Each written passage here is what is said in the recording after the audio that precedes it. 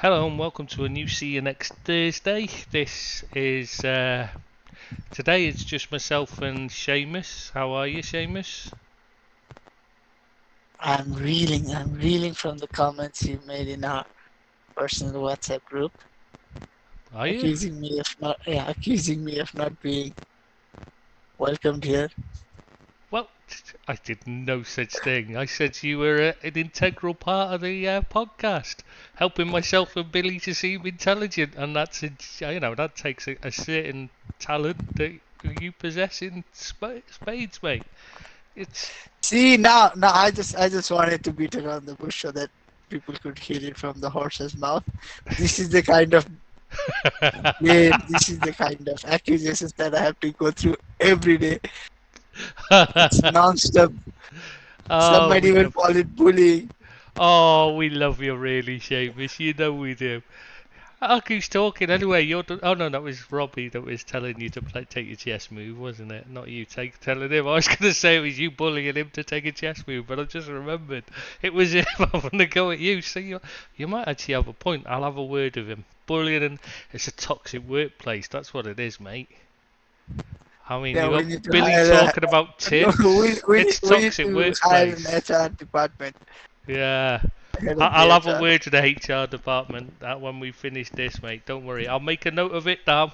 Talk to HR department about Seamus being bullied. Yep, no, it's done, mate.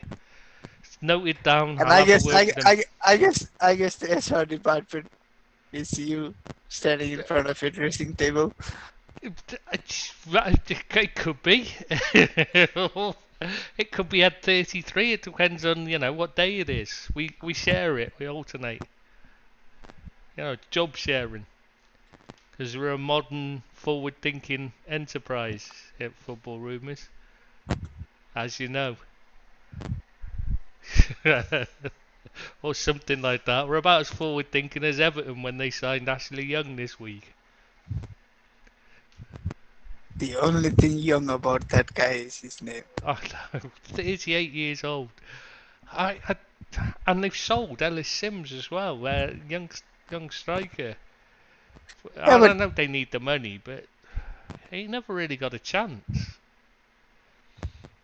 but I think we should reserve a full judgment until the end of the window. Things might look things just might look more sensible later on, but you could have sold Neil Mopai instead. Exactly. That's what I mean. It's like why sell him a kid who actually might turn into something when you've got Probably won't, most likely won't, but still might. yeah, we certainly got more chance than Mope has. Minan's got more chance of turning into a top class professional footballer than Mope has, and she's been dead for what 11 years now. So, no, actually longer. Shit, that's longer than 11. Are we just discovering your inability to do math? Is it happening live on air? It's memory that's the problem, not the math. Maths I'm fine with. I'm actually Yeah, good at maths, but 21-year-olds have immaculate memory. Faultless. this is because this is the after effects of COVID. It leaves you confused, mate, and that's where the problem is. Yeah, it leaves you confused about your age. Exactly, it leaves you confused about everything, mate, including age. That's why I thought, and I almost forgot that this year I'll be 22. I was thinking I'd be 21 again, but it turns out I'll be 22 this year. No, I think you're more likely to be 21 leap years. And yes, I did go there. That's a bit harsh, that. That's a bit harsh, that. If you're talking about Billy, it'd probably be incorrect. But, well, yeah, but, that's hurt me right in the heart, mate. That's like a dagger to the back.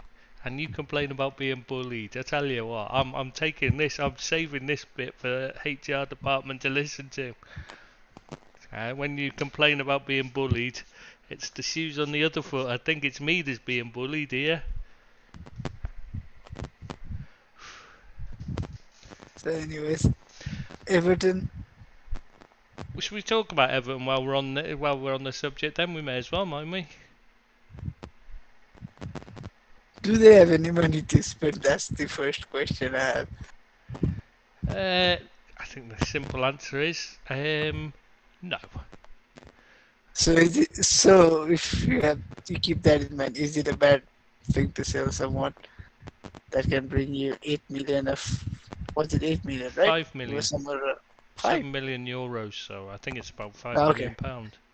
Yeah, somewhere around 5 million of net profit because Obviously, he with add-ons, it might be more. But yeah, but it's yeah, but like even then, for the accounts, it looks much better, doesn't it? but it's a drop in the ocean for the kind of money that they need.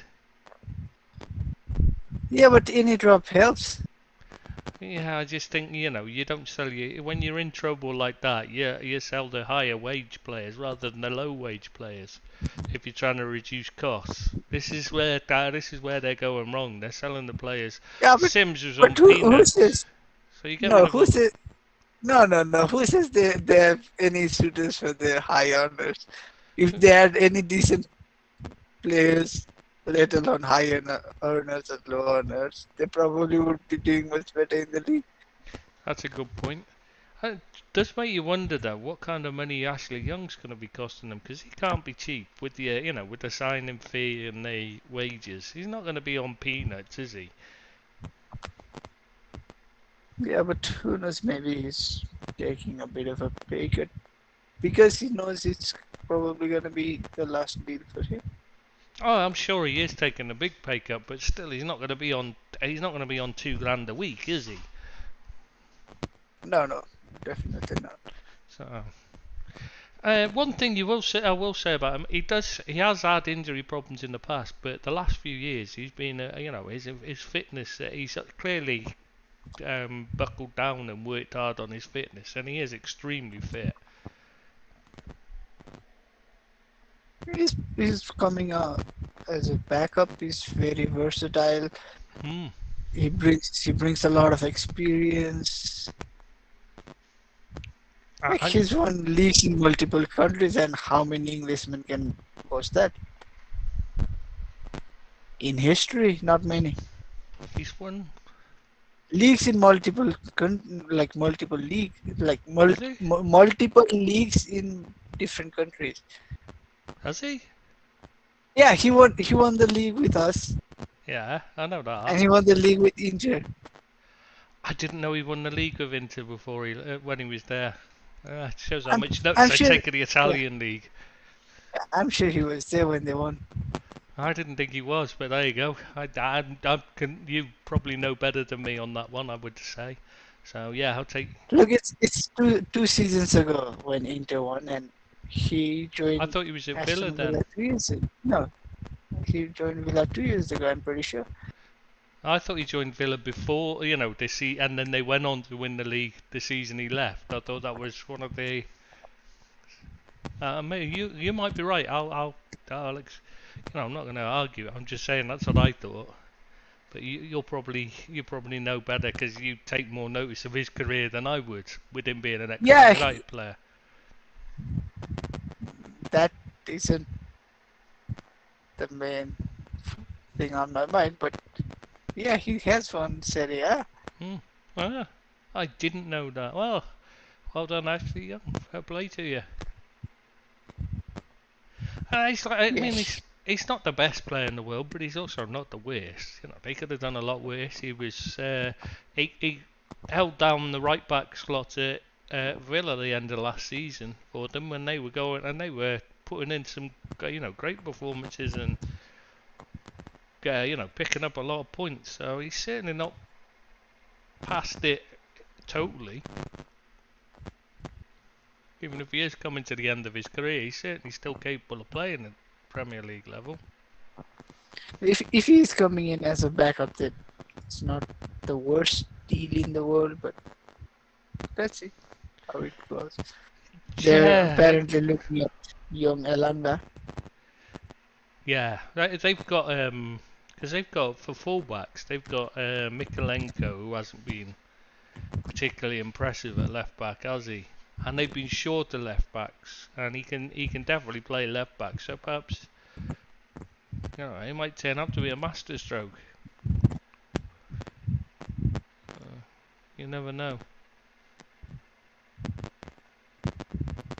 So anyway, so who's next? What's next?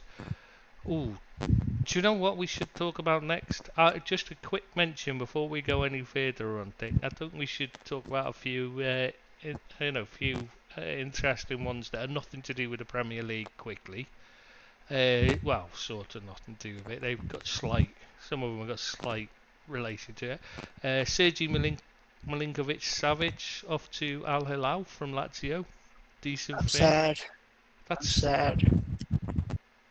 that's a really strange one, that one, isn't it? Yeah, but it's also quite damning that a player who could like very easily be doing. He could be joining Man United or PSG, maybe even Liverpool in another scenario. It's, You can understand with the likes of Conte and Benzema, but mm, it's I must admit it's a little bit worrying. yeah, because he's one that he could have his pick. It seems a bit odd that And he's yeah, decided to it's not pick like there. he's not leaving for 80, 90, 100, a ridiculous amount either. Genuinely, like I think I would have been just as happy with him coming in for 40 million than Mount as for 60. So, and and he was gonna. It's sad when he was gonna play Champions League football next year had he stayed at Lazio. He traded in Oh, Champions League football for. I know, it's only 40 million euros. It's not like it's out of reach of anybody else. So he's clearly, definitely, 100% gone for the money, hasn't he? But you also have to wonder: is it like did he push for the move or was he pushed out by Lazio? Yeah, that's a good point. To be fair, And but I was reading a comment from the president saying like, oh, it might be president or director of football, an administration guy from last year, and he was saying, "Oh, Ciro Immobile is like my son. I wouldn't be open to listening to any offers for him um, unless it's somewhere around 50 million euros, and then I don't know what I will do." It's like you just saying, "I don't want to sell it, but give me 50 million, and then he's yours." mm, I would don't know whether it's them forcing him out or him forcing a move through. it would be nice to. It would be interesting to find out if it was them wanting to take the money. But surely they could have got the same money from a European club, if so. Yeah, that's my thing. Like, if it was a ridiculous fee, then you have to say like, "Oh, Lazio just couldn't refuse that." But if I am the guy at Lazio making those decisions, I would be like, "Hell no! I'd rather lose him for much less to someone else a year, 2 years later on." Mm. Yeah, it does It's not seem. like it's not like they've got a brilliant team and talent coming out the years.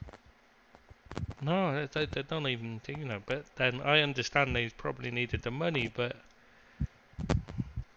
still, it doesn't seem like it's taken the most because he had a good season last season and he had lots of interest. So yeah, it does seem an odd. It just seems really bizarre choice. Anyway, yeah, maybe it's a sign of the times. Maybe they're all going to be looking to go there because of the money. And we won't be looking for it. Everyone eventually Yeah, goes but there. how much money are they going to put in? Oh, this is the question: is how long will they continue to pump money in? Will it just be? Is there an infinite amount they're willing to pay, or infinite amount of time, or is this just like we'll do it for a couple of years and then we're gonna start pulling out of it, pulling back, like, or especially as they're working with four sides as well. It's not like they're doing one. And like, do you think it's completely impossible that when they've approached players with these mega money moves, they've told them like this offer only stands for this year, and if you take it, you take it. If not, then it's never coming back. It could well be, Because you yeah. can, because you can like see a scenario where like Benzema says, "I have committed 1 year to Real Madrid, so can we do this a year later?" And they can say like, "No, either you take the money now or you never get this deal." That would make sense actually. They're basically Yeah, saying, yeah, for the likes of Neves and Milinkovic-Savic, you would think like they can say, like they can refuse to move now and then think maybe 3 years down the line, I can, I would still be young enough for them to consider me. I would still be good enough for them to consider me, and maybe they've said like it's just a one window or two window thing, and after that, it's a no go. yeah, after that we're gonna pull back our. Yeah, you got a good point there. That is actually a very interesting point. Could well Like explain it. I genuinely think there is a chance that once the 2030 World Cup bid is settled, whether Mm. they get it or not, things are gonna change for them again. Yeah, I think that is a key. I think if they win it, I think it will mean they'll carry on investing. I think that's how I see it. If they lose it, I think they'll just they'll back right off, and they're not.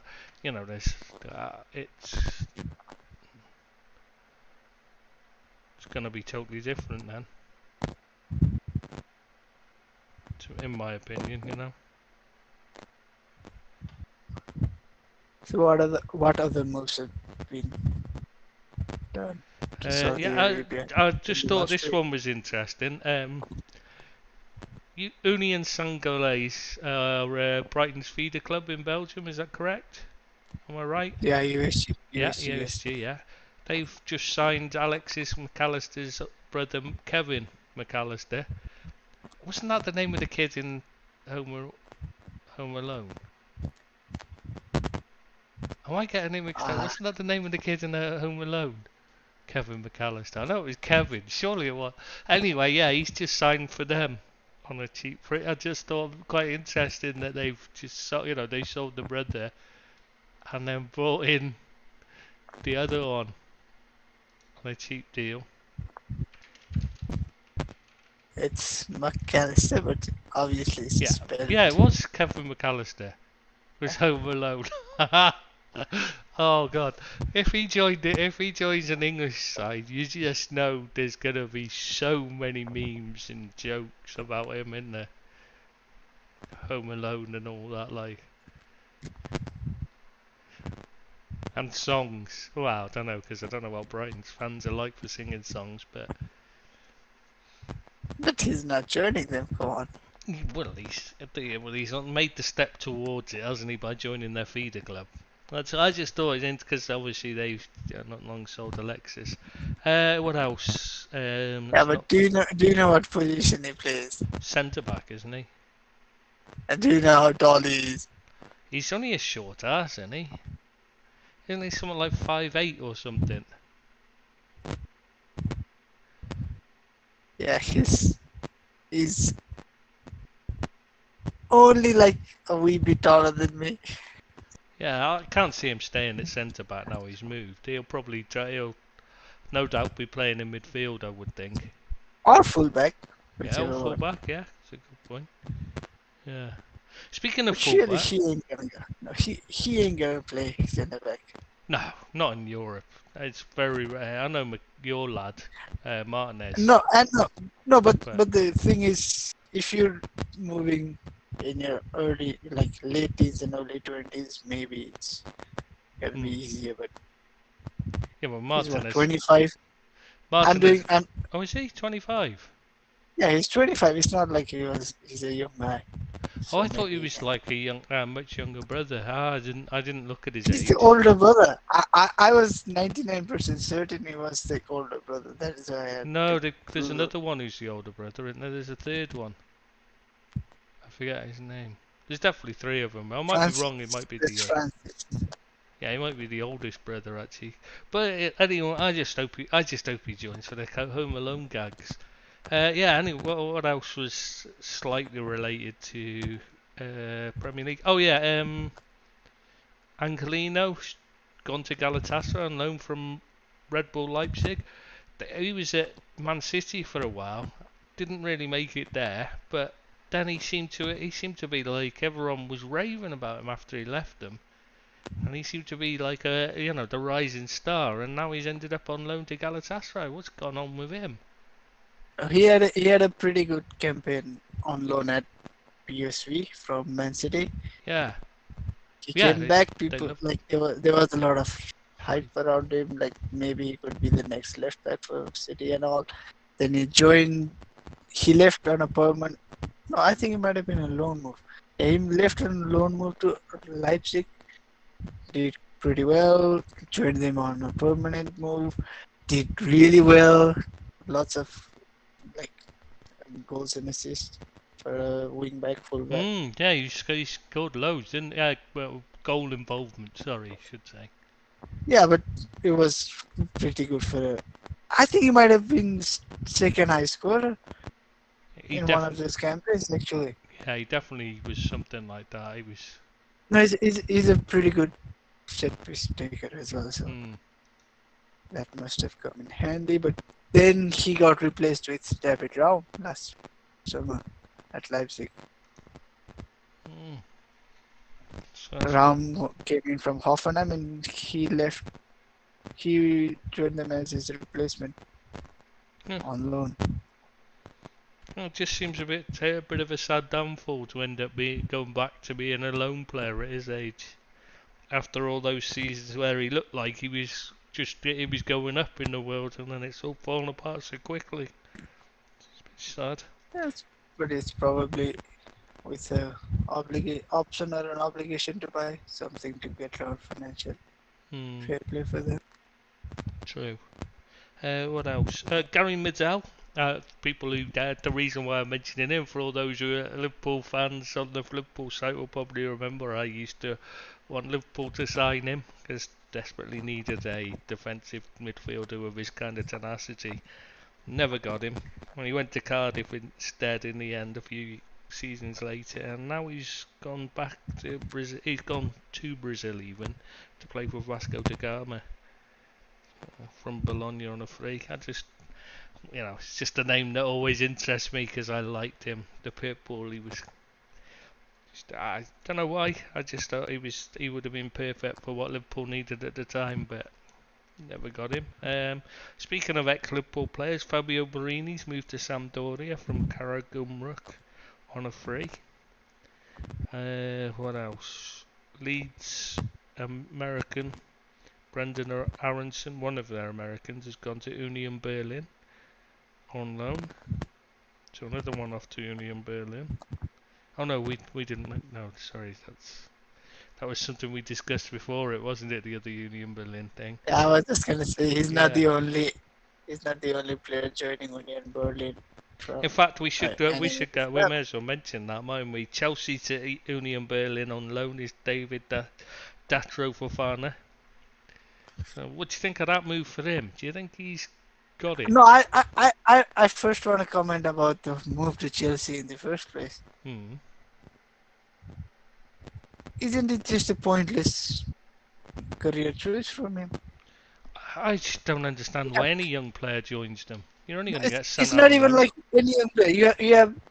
You have Brighton sniffing around you, and then the guys involved in the scouting and unearthing him, they move to Chelsea, and now it's Chelsea and Brighton you choose between. Surely you have to be you have to try and gauge the situation whether you're gonna get enough first team chances or not. And if you're not gonna play that, if you're not gonna feature in the first team for Chelsea that often, then surely you have to be more sensible and say, I'm choosing Brighton instead. Something a certain Moses Caicedo did. Hmm. I really do not get why you'd choose at his age. Okay, okay, there probably is a much bigger wage involved, and like the money's obviously comes into the thinking. But if you've got any hope of a long-term career in football, surely there's no contest at his age. He's what, 20, is he? Yeah, the thing is, you have a better chance of playing for a Chelsea or a Man City or a Juventus or like your whichever big club you name when you're 24. If you don't move to Chelsea when you're 19, now Exactly. there is a higher possibility that he would still be going out on loan when he's 22, 24, 26. Or in the case of that Abraham, back, yeah, 29. 29, he's still going out on loan because he can't get in the team. Moses was the same as well. Victor Moses couldn't get near the side, so he's being sent out on loan into his 30s. It's ridiculous. Yeah, instead of playing for Brighton, like choosing Brighton, now he's gonna play for a team that's on a similar level, on a similar standing in European football. Anyways, Hmm. Yeah, and Brighton are on the up as well, which, it's not like they're a team that were struggling and you thought you might end up in a relegation battle. yeah, it's not like you had a Nottingham Forest and Chelsea vying for you, and then you say, oh, Chelsea may probably won't be relegated and Forest Yeah, will be. yeah, there's a That big could be, yeah. possibility. Yeah, I get what you mean.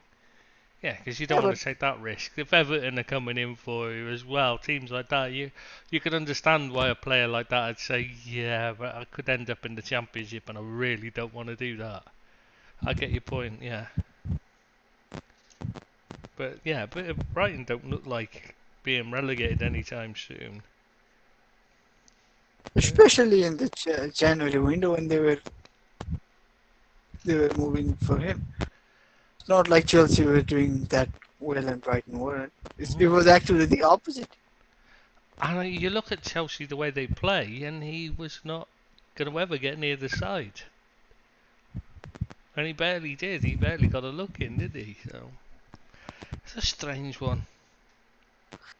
Yeah, but having said that, what an upgrade for both of them. One went from a table, sorry, a player that finished bottom half of the table in Fofana Mm. to a team that was competing for the league at halfway stage and is gonna play Champions League next season. And then the other guy was relegated, and come on, that's quite an upgrade. You get relegated and get a move to a Champions League team. That's true. Yeah, I know it's a lot. yeah, that is a good one. They're trying to just build up a squad, aren't they? Yeah, Burnley. yeah. I mean, Union need to have European football. It's place a lot of demands on the team, doesn't it? The Champions League, so you can see why they're doing it without spending money they don't have to. Put them in trouble with players that they've got for 5 years if they don't qualify again next year because it's too much stress on their team trying to compete on both fronts. So it makes sense for them to take him on loan, but yeah, it just seems a strange move for the lad. All told. What else happened? Manor Solomon to Spurs on a free from Shakhtar Donetsk. I don't really remember much of Did him. He was Yeah, at I was Fulham. just gonna ask you. Do you remember much of him from No, last season? I don't really remember him at all. I Yeah, could a have. gun to my head, and I couldn't tell you whether he's a left winger or a right winger. I couldn't tell you whether he's right footed or left footed. Yeah, no. The only reason I know he's a winger is because all the reports said they'd signed a winger. Yeah, that's the thing. Like I remember from when Fulham were going after him that he was supposed to be a winger. I am not even sure if he's a winger or more of an attacking middle. Yeah, true. I don't. Yeah, I just. And I did watch a few Fulham games, to be honest. It's not like I didn't watch a single game. He must have done enough to impress Spurs to go after him, even as a cover if he's. It seems so. I mean, it's a free, so it's not a big risk, is it? And the way they played last season, I can hardly be worse than what they got, can they? To be fair. Oh, since you mentioned Fulham, I read that the Saudis are after Mitrovic. Really? See, I can There see the. was a report saying like that Fulham turned down £25 million bid for him, and my first impression actually was if he's gonna move for 25-30, then maybe even we should take a dive at it. Yeah, he's not the best striker you could get, but he's certainly a step up from what you've But got. he's a striker. Yeah, he's He's certainly a a huge striker. step up. And playing I'd with. much rather him at 30 million be a backup to a Hoyland or someone like that I'm not than sure he. Martial for sure.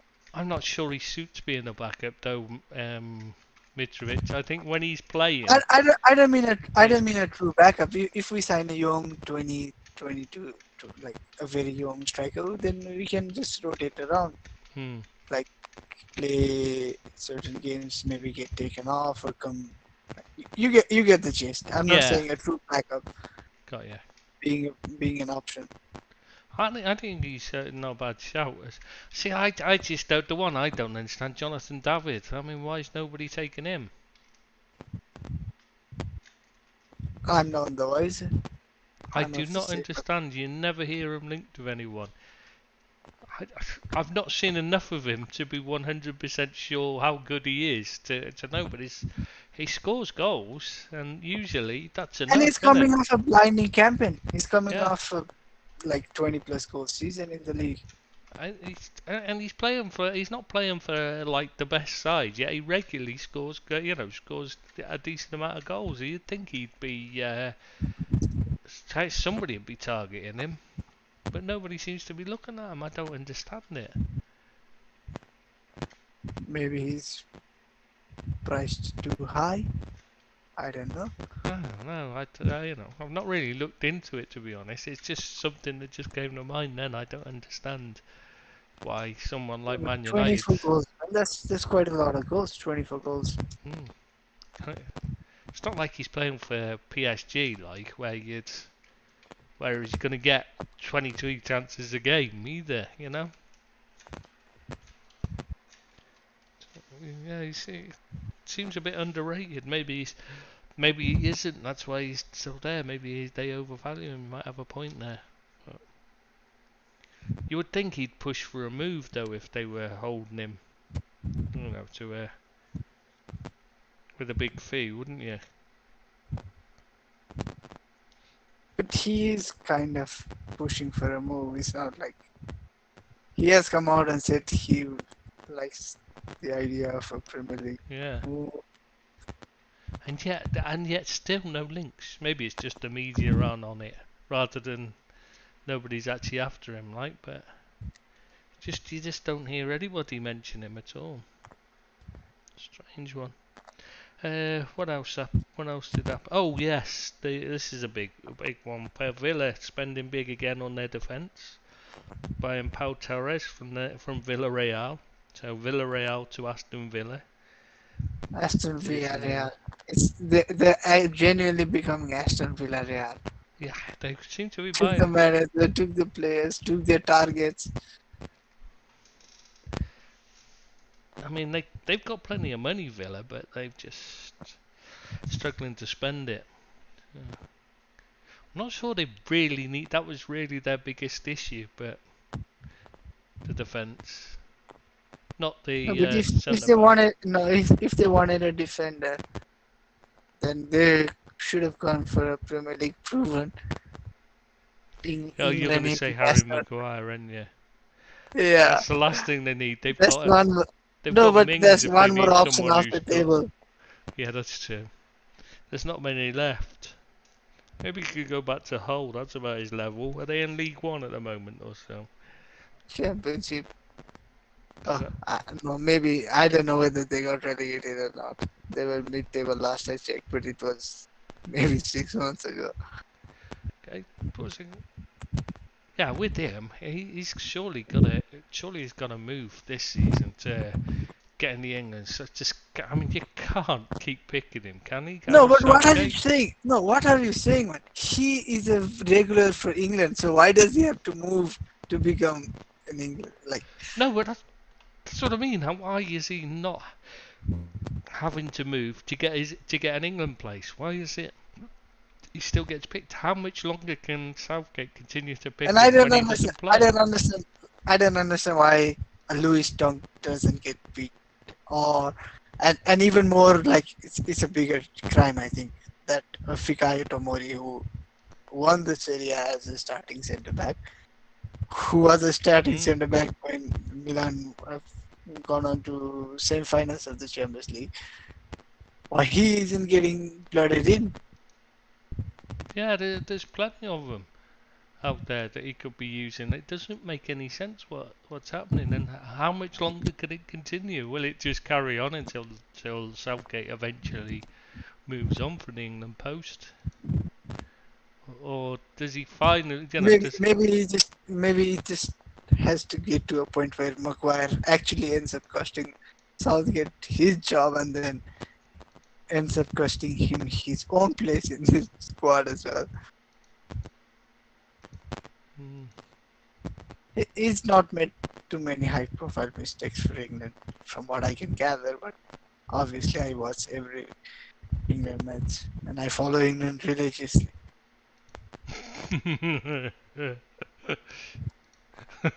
yeah, yeah, religiously.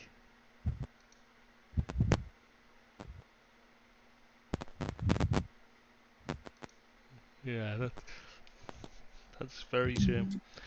Since we were on the topic of like strikers, do you think the market is waiting for a big move to happen and then all those other pieces will follow? It does seem like. I mean, what's going on? Nobody seems. Everybody, like except for David, everybody is getting linked to everybody. Yeah, Every yeah. player is getting linked to every big club, but nobody has actually moved. So maybe if, let's say, Hoyland moves, then they would need a replacement, and then like pieces fall. Or if Kane ends up joining Bayern, then Spurs would need a replacement, and then like pieces start to fall. Maybe if Juventus lose Vlahovic, then they go for David, and then like pieces start to fall. I would have mentioned Osimhen, but De Laurentiis has come out and basically priced him out of a move. Hmm. Did you see that 200 million? He said Yeah. like except for PSG, no one else can buy. Yeah, the only way that move's happening is if Mbappe moves. Which obviously isn't out of the question yet this summer. That could be the one that starts the dominoes falling, couldn't it? If he moves. I think he is the guy that has stopped the domino from falling. If if he had committed another year at PSG, then I'm sure Real Madrid would be much more interested in Kane, for example. Yeah, Real Madrid, they've got to buy a striker this summer. They have to, surely, don't they? Yeah, but didn't we cover their new striker last week? Yeah, Premier League absolutely. legend himself. Yeah. Absolutely. The 3 goals scored. Was it 3 goals he scored or something in this season? Something Yeah, like but that. But then I discovered he actually scored like 14 or 16, like somewhere around 15 goals in the league last season for a relegated side. So Yeah, but he's still not very good. I've seen him play. He's a bit of a lump as well. He's a bit of a big lump, so maybe they want him as a target man, like. But I can't see him as anything more than a backup. Can you?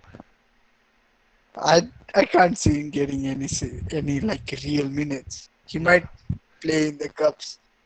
He might come on in the last 10 minutes of a game when they're coasting through it.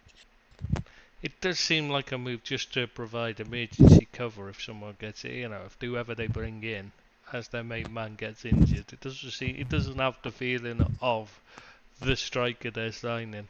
Especially as they let two go, because they let the backup Diaz go as well, haven't they? Mariano Diaz is gone as well, hasn't he? So they definitely need another one either way. They got nobody in the youth team.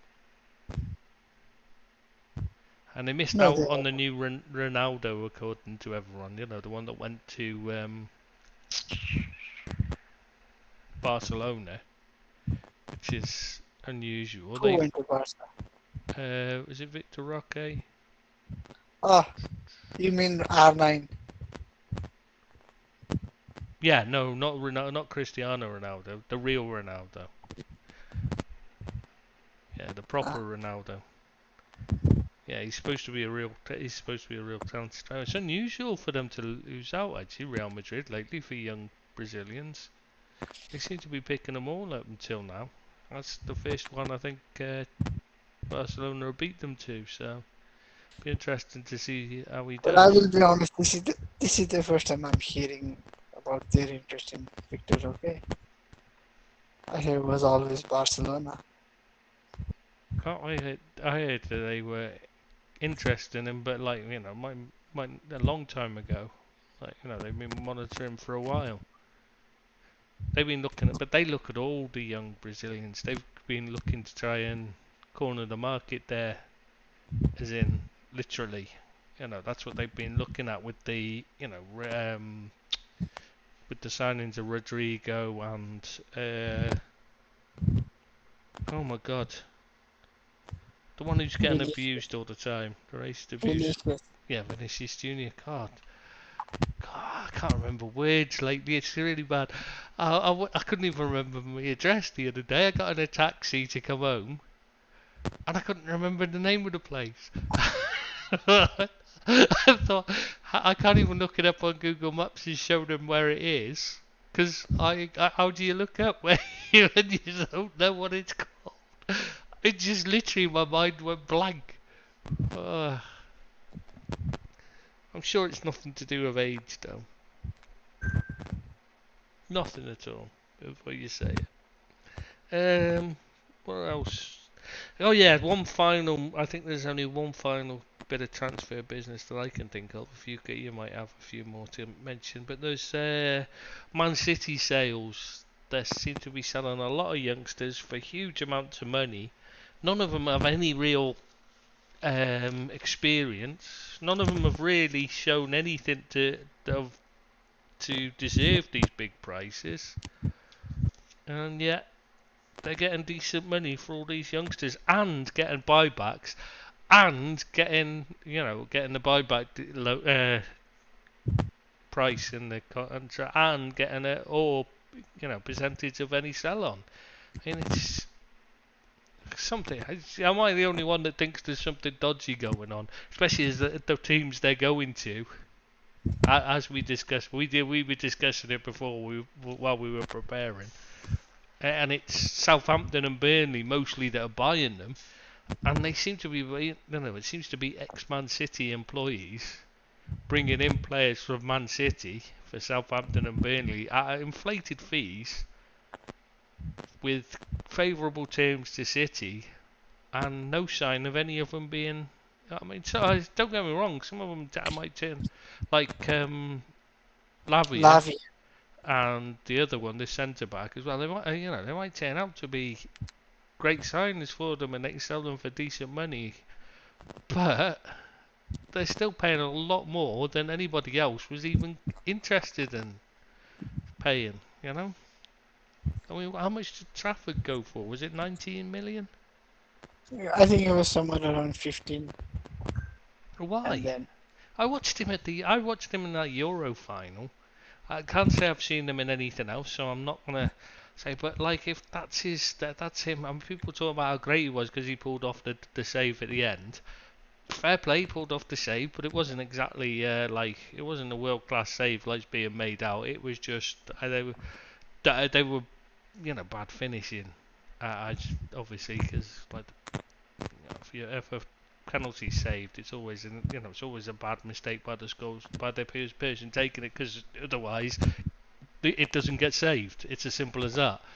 Um, yeah. Anyway, sorry. Yeah, I watched him and I thought every time he had the ball at his feet, he kicked it to an opposition player every single time. I thought, when he kicked it longer than 5 yards, when he just passed it sideways.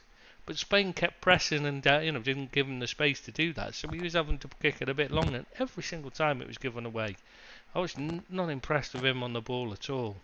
And that's supposed to be the reason why he's worth so much. I must be missing something.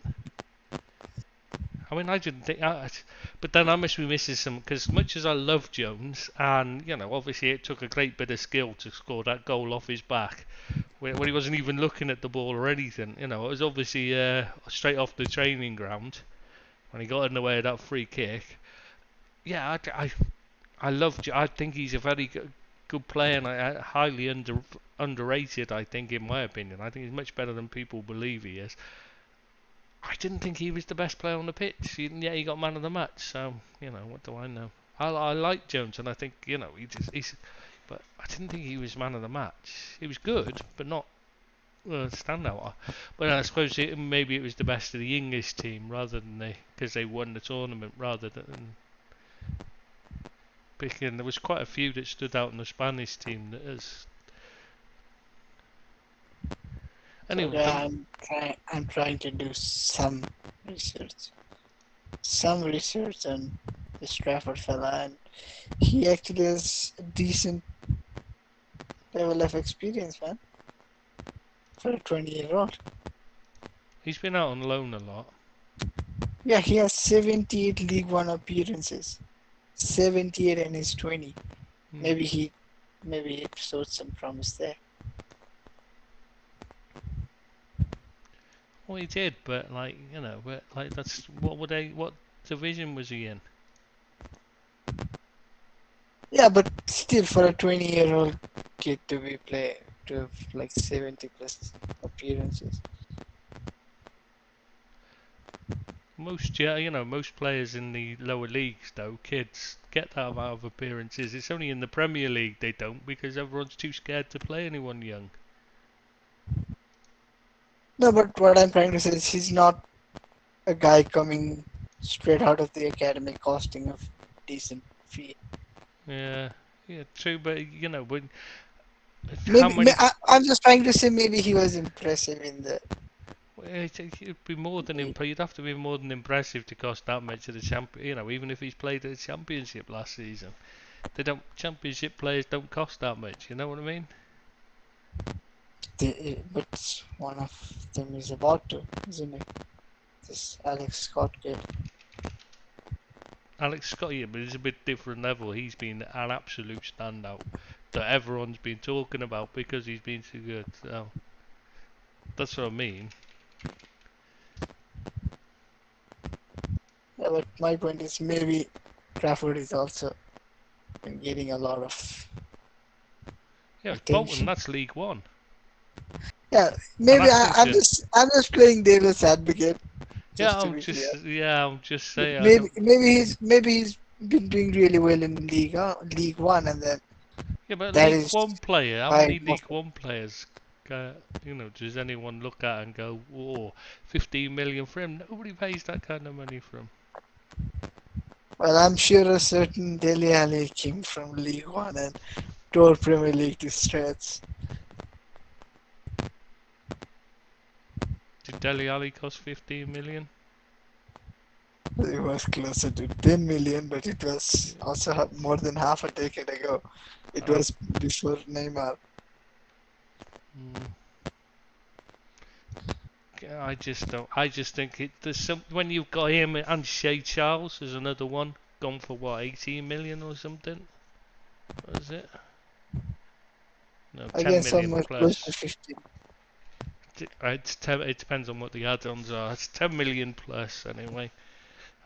Because he's to Southampton, who are supposedly, they're having a fire sale of players because they can't keep, and yet they're spending 10 million plus on a player from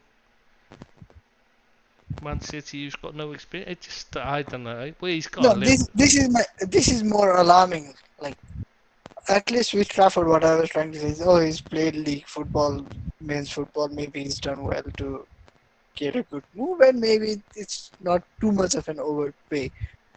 But with Shea Charles, it's like what I would compare him to would be to like someone, I don't know, like even the guys that I can think of at Man United, they've had loan spells. He hasn't, and he's not 17. He's 19. I know it's young, but again, still, he's Just a 19-year-old kid straight out of the academy. It's not like he has a loan spell somewhere and done well. I just don't, when I see it's Man City, you tend to assume anyway. It's got to be said. Yeah, you fear for the worst. You fear Yeah, for the worst. because then, they're definitely, they're trying to game the system in every way possible, and the fact that all their ex-employees are suddenly buying all their players up. If Rico Lewis or Cole Palmer were to be moving, you understand, because you would think, oh, they've spent time under Guardiola, they've been part of the first team, they've looked decent in their outings and all that, but Rico Lewis, I would, he'd be one you'd definitely look no, to play a I'm higher not level. saying they But should be selling or not. Even no, I know what like you're saying. Yeah. likes of Cole Palmer and all that, they've had a few outings for the first team, looked very good. They're gonna move for game time. City don't want to stall the development. You're gonna make sense of the moves. Yeah, But especially with a having. Southampton, yeah, a Southampton who've been relegated. At least with Burnley, like you think they're getting a new influx of cash from the promotion, and they maybe just want to build a team that can either last or bounce back again if the worst was to come. But with Southampton, you would think they would probably want to be a bit more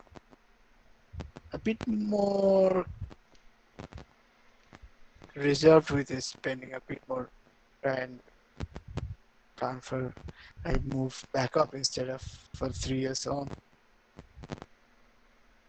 It's the worrying thing. If they were just paying these sums, decent sums like this, for players outright ownership, but then they with the buyback clause. Yeah, that's the sticking point. And sell They're on. signing these players. They're signing these players for a very decent chunk of money, and then also giving them a very good buyback clause and a very hefty sell-on clause. Yeah, that's when you start thinking there's something dodgy going on. Because if you're paying a big chunk, you get that's so you don't get those kind of add-ons and that in it. When you're getting them on it, when you're getting a cheap deal, that's when you have those add-ons and that or buybacks in there because you're getting a cheap deal. So you have to give something up to get the cheap deal. But these are not cheap deals. These are paying big for what they're getting. Okay, Chris. I'm putting you in the mindset of a Southampton recruitment guy. Okay, you're looking for a young midfielder from a player coming from a top team's academy. Okay, set this in your mind. So I give you two options: Shea Charles, who has hardly gotten any minutes in the Man City team, no loan moves for 15 million if all add-ons come through, or Zidane Iqbal, who has come through the Manchester United academy and has had a little bit of international football as well, and who's gonna come to you for somewhere around 1 million. Which one makes more sense? Because you're giving a very hefty salary clause to both the deals. Yeah, how does Zidane Iqbal end up being only 1 million? if No, but Shea Charles but is. that looks, yeah. But I think that's the point we're both trying to make. Zidane ball for 1 million and reported 40% sell-on clause. Believable. You Yeah, believe that 40%. yeah, that But makes sense. Zidane ball with the name Sir Charles and the blue side of Manchester, 15 million package, and then a 20, 30 something like that sell-on clause. That's just too good. Or a cheap buyback option. So they can either lose him back to City on the cheap for just a little bit more than they paid, or they sell him on and get only a percentage of it anyway. Yeah, like Southampton have been buying young players from big teams before. They did it with Livramento, for example. Hmm. Bought him for somewhere around 5 million. Had a buyback for 5 times the fee. You understand? Okay, 5 million, 25 million buyback, something like, was it 20% or something still on closets? Yeah, if it doesn't work, you're probably gonna get a decent chunk of your money back. If it works, you're gonna get a lot of profit. But with Seychelles, even with Labia, I know it's worked a treat for them, but that was pretty expensive move for them. They've been signing quite a few players from City's academy. It's not as it I don't worked know out why. decently for them, because even if they say people are all balking at the fee, they're asking what 40, 50 million. They paid nigh on 20 for him, didn't they? And they're having to give most of what the profits, a large chunk of the profits, not even going to go in their bank account anyway, because it'll be going to City. So how is it worked out? Unless they get a huge fee for him, unless they manage to hold on to him and then get 100 million saved for him, but you're not going to get that while you're a championship side, are you? So I really don't see No, how but it works again, for if them. he, but again, if he becomes a 100 million player, you're still gonna feel a little bit heartened by with the Yeah, sell-on clause, yeah, wouldn't you? exactly. I would. I would. I definitely, most certainly would. It just doesn't make football or business sense to do it from them, but from their point of view. Yeah, like apparently he moved for 10, 12 million. The initial, okay, transfer market says on Romeo Lavia that the initial fee is believed to be 10.5 million pound with further 3.5 million add-ons and a 20% sell-on clause. I'm pretty sure most of the add-ons haven't been fulfilled Hmm. the past season because of the relegation. But a 20% sell-on, so even if they sold him for 50 million, it would be, provided that the sell-on is only for profit of the move, it would still be around what, 8 to 10 million, somewhere close to 8 million. So it's that probably just pushes the price up, and then again it makes the whole sale become a lot less likely. They could look for a 30 million profit at a 40 million price, but now they have to look for a 50 million price. Yeah, I mean it's. Yeah, I don't understand it from their point of view, and that's when you've got to think there's something dodgy going on. Because if something doesn't make sense from a club like Southampton's point of view, why do it? Why would they do it? It's, No, if it was someone like a Curtis Jones, for example, who has had a few seasons playing in and around the team, struggled to break through. He is the guy you would try to sign for 10 to 15 million with a hefty sell on of hmm. 20-25%. That is the type of move I would be looking for if I was fishing in the market at around 20 million.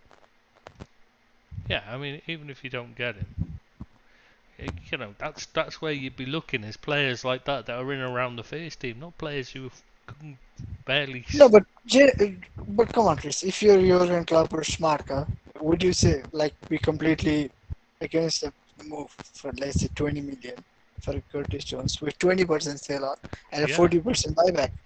God no, I wouldn't sell him. I wouldn't sell him for that. No, not close. Not even close to I it. would. I would if No. I have a buyback and a sell on. I would. No, I like Jones. No, but I think 20 million and 20% and then He's worth more than just that in my another opinion. 20 million. No, but my point is, if there is no sell on clause, then you will probably look for 30, 35. But if there is a 20 million is a sorry, 20% is a very decent sell on. If My he, point is, that is the kind of deal you look for. no, I wouldn't. I'd say I wouldn't take that from Liverpool point of view. I think that's cheap. I think he's worth a lot more. I think people will see that You, when he you starts getting, no, if he could stay fit, his you've problem spoken is his injuries. you've spoken like a true Liverpool director of football. No, Uh, I just really pricing like pricing Jones. out your player. I've seen him play. I've seen the way he works with the team and that. I just think he's one of those that you don't let go. There's a few that you would, but he's not one of them. I see there's quite a few in the team I'd be happy to, but like, it's like Henderson. If he goes, I'm fine with it. I love Henderson. Don't get me wrong. Absolutely love him. But one, he's deserved the chance to make a choice. To make the choice now. He's in the right. He's done enough for Liverpool that he should be given the. It should be left down to him whether he wants to go or not. Says a thank you for your service and that sort of thing. Would you let him go for a free? Go on a free. It depends on who wants him. To be honest, it would depend. If it's someone like a Saudi club, then no, because they can afford to pay. So why would you give him for free to a club that can afford it? It makes no sense. If it's someone like, it's a move for money at the end of the day. So, well, it's not like if you're giving him the chance to be competitive in a team that's giving him a chance to um, ensure he has a shot at playing in the Euros in the summer, So next so summer. let's say you're happy to let him go to a Crystal Palace for a free, Yeah, but someone like Crystal Palace not well comes in. enough. That's fine. You can understand that because he'll play regularly, and he's got a shot at getting himself in the the Euros team for England then by playing regularly, and that'd be, if he wanted to go there, I would say, yeah, you go with our blessing because you deserve it after all you've done for the club. Thank you very much. You've been a great captain and leader for us. Thank you, you know what I mean? And yeah, take that move if that's the one you want to make. But if he wants to go somewhere like Saudi Arabia, that's a move for money. So that's a totally different thing, and they can afford to pay a decent fee. So why should you let him go for free? It's not, you're not doing it as a favour for his career. You're doing it so he can increase his bank account, and he's already been paid extremely well by Liverpool. He's earned a huge amount of money. So it's not like, we're holding him to ransom for peanuts.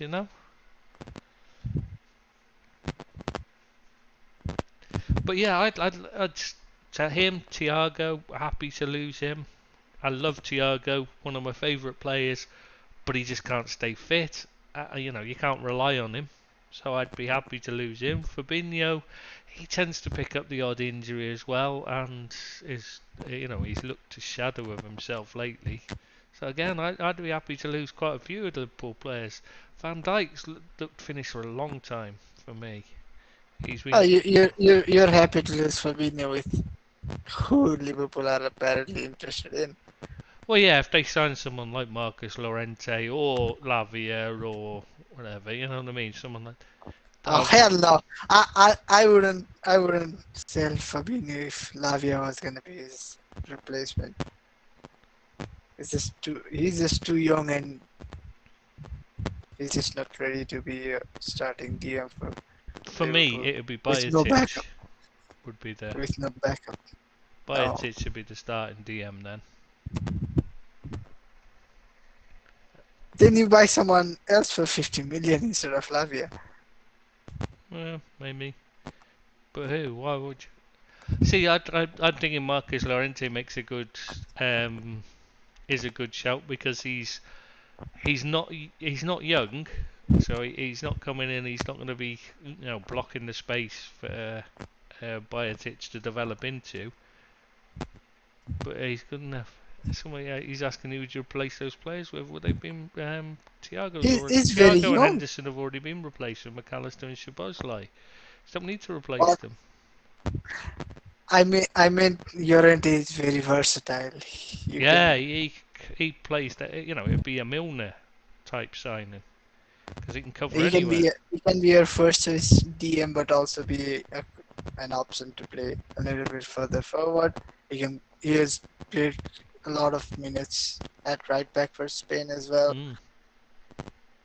Yeah, I think he'd be a great sign. I liked him. I've always liked him as a player. He's one of those though that I thought would never end up leaving Atletico. I thought he'd be one of those that just stay there. Why?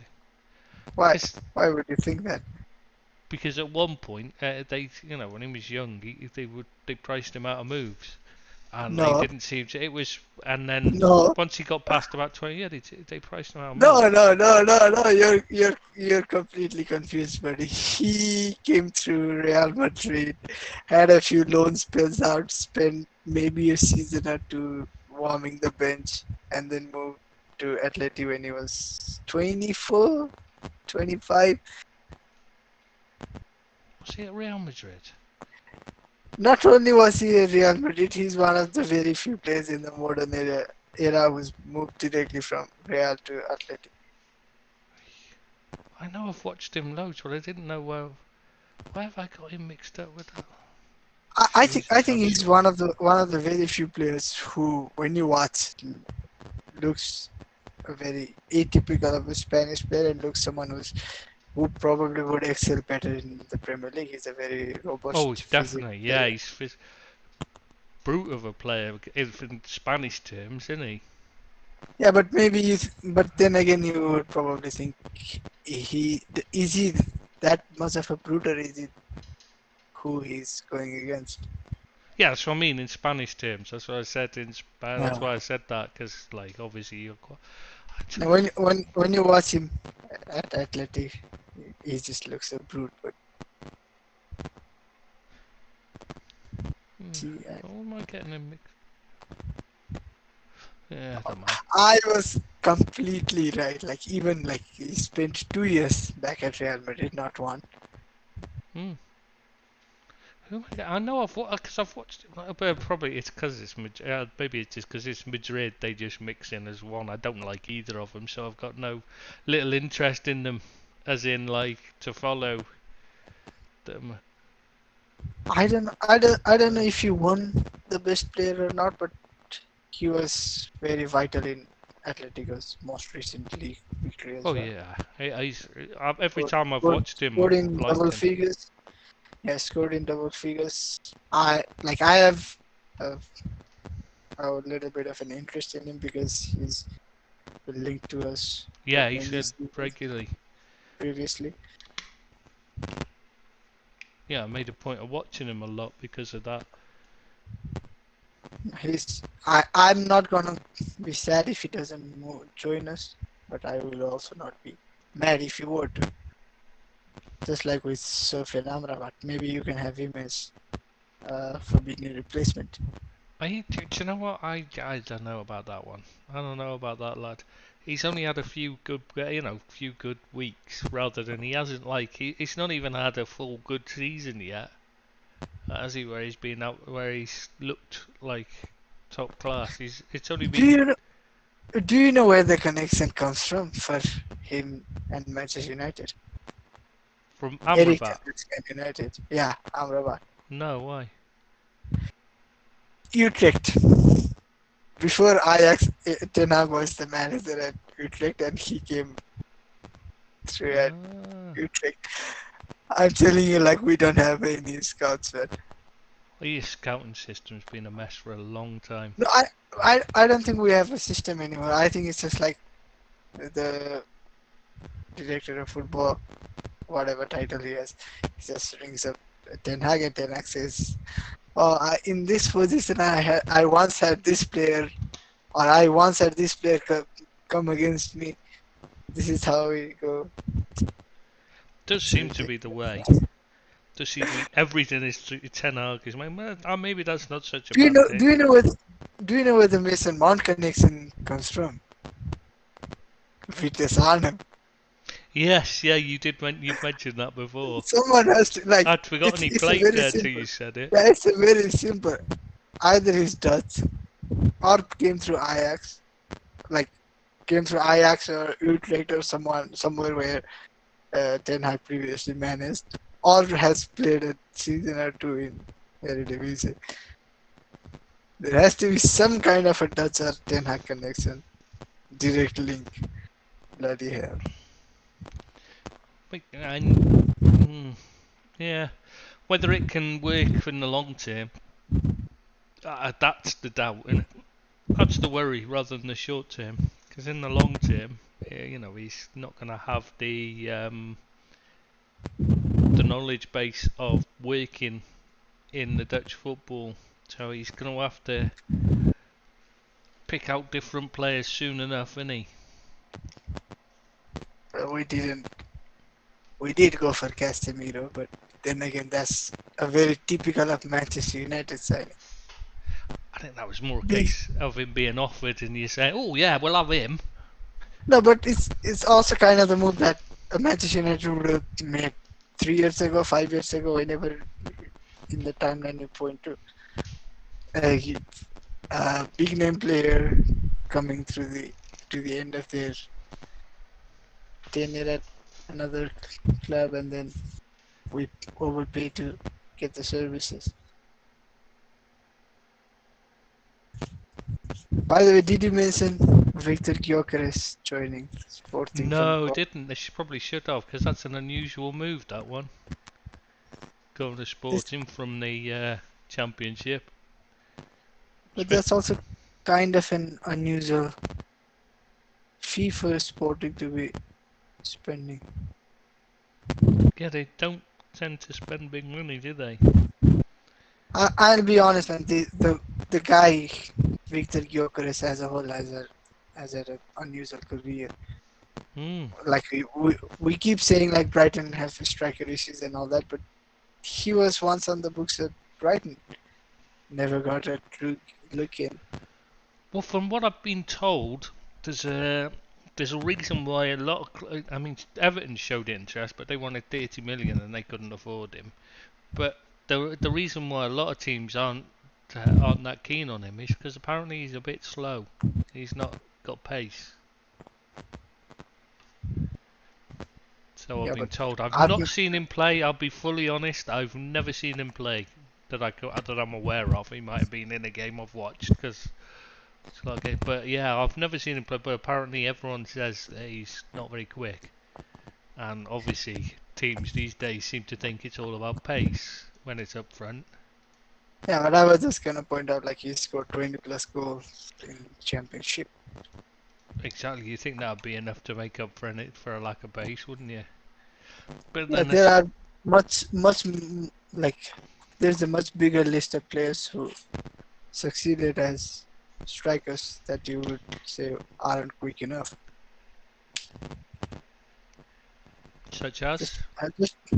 Just having pace doesn't. You won't I'm say with you on that, but you won't say Van Persie was a quick player. Van Nistelrooy was a quick player. Berbatov was a quick player. Three of our very successful.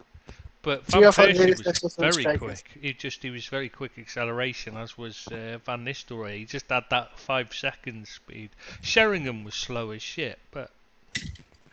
No, but even the likes of even Van Persie when he had his prolific seasons, he was hardly quick. Oh, that's true, because that was after when he joined you, for instance. He said that was after his injury spells, and he was definitely not as quick as he had once been.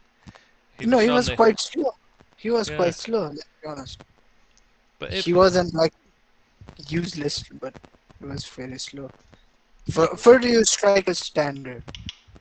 Yeah, I mean, I'm with you on it. I do think it's a strange reason to not look at someone, because you should be, obviously you look at what other assets have they got then? Shouldn't be all about pace. If they've got good movement, anyway, the first, as is often said, the first 5 yards is in the head. And also, like, if you're a striker, how much room do you have to run in anyways, realistically? Yeah, I mean, it's only if you're joining the team like say Crystal Palace under Roy Hodgson, where you're going to be defending deep and the ball's going to be going over the top for you to run onto every week. Then yeah, obviously a striker having pace is a massive advantage. But No, having pace is always an advantage, but how many times does Salah get to like really show his pace and acceleration? yeah, exactly. Maybe once or twice a game. If that, so I mean, sometimes there's like weeks go No, by but it's before he mostly gets a no. chance. Yeah, it's mostly because you defended a corner well that he gets a chance to Mm. really get on his afterburners. And even then, it's usually not really a position. He's normally having to run 60 yards, so it's more a case of he's ahead of the other players to start with, rather than him having to show pace, and he's taking it slower to set himself up for a shot anyway. So you don't. Pace is an asset. It helps, but it's not the be all and end all. I'd rather have a clever player than a player who's quick but got no brains. I think it's a nice segue to move from a guy with a lot of pace and not quite as much football IQ, Mr. Adama Traore. How did I know? Do you know what? As soon as you started saying that, in my head I was thinking, is he going to talk about Adama Traore here? Because I didn't know who you were going to say. But it's the I, first I, name I that was came like, to mind. firstly, that is always going to be the first name that comes to mind. A lot of pace and power, but Yeah. nothing else. And secondly, I was speaking slowly in hope that maybe you would just cut me off with Adama Traore, but hey ho. Yeah, well, I was just waiting, thinking, is he? Because I was thinking, has he been? I was trying to think if I'd read about him being in the news. Read anything on him this week, and I couldn't remember him being mentioned.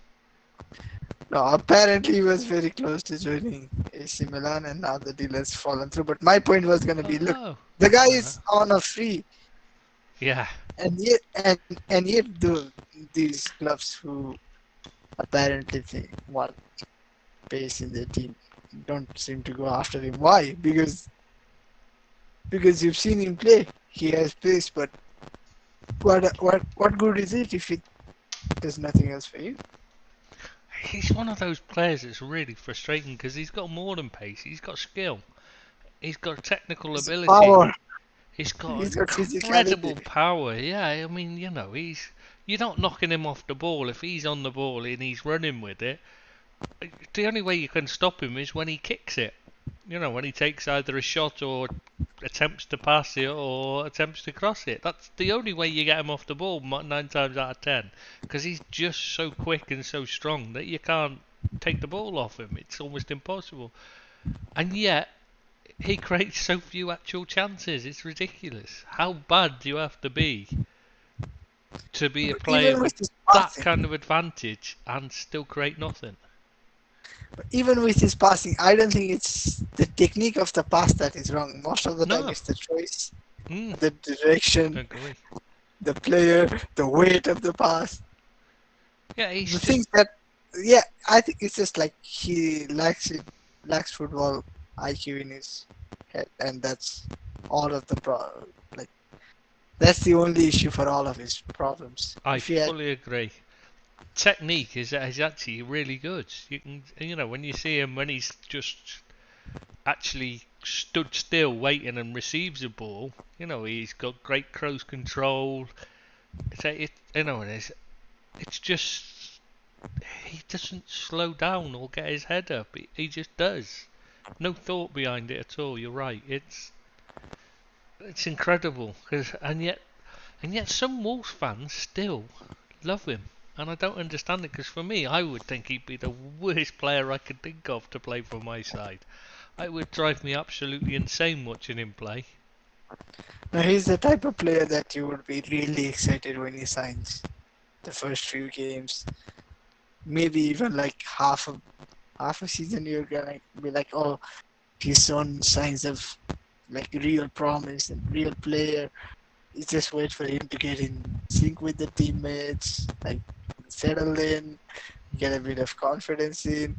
You're just hoping that he surely is gonna put everything together, and then is how it just stops with him, and it's just dot, and nothing else is gonna be there. Yeah, well, he must be the most frustrating player ever to watch. I mean, Alan Saint-Maximin's another one where you just think, but occasionally at least he does something brilliant on a. He's inconsistent and he's always bloody injured, but at least every so often he'll do something brilliant that actually matters. You know, that actually has an effect and creates or scores a goal. Like Raz. Adama Traore, it's maybe once a season that it happens that he does something that either creates or scores a goal. That's just insanely bad return. Like there was a time when Klopp was really interested in Traore. Yeah, I don't Maybe get maybe that. someone has to tell him that he's available on the market on a Oh, free. please don't, but then we haven't got any space up front now. Or maybe you can sell Salah and raise some fund and replace him Do with you know a. what surprised me is there hasn't been the Saudis coming in for Salah. Maybe because they're aware it's gonna take a lot of money, a Well, lot they've of got a lot of transfer. money, and Yeah, can but you they're not imagine? they're not they're not invested like ridiculous sums or transfer fees. Yeah, but what I think, no, it's not that. I think what it shows is that they're not looking to win over the Arab world. They're not targeting them. They're not targeting other Arabs. You know, that's not what it's about. Otherwise, I think he'd be the first player they'd sign because Yeah, he's absolute god there. You know, in the Arab world. but still, like he'll still be one of the first guys you go after because he's a very good player, a very big Mm. name. Oh, Dare I say, a it's global not just that. It's superstar. like literally you cannot walk anywhere without seeing there's billboards, adverts, everything. Is Salah is the king out there. You know what I mean? He literally is.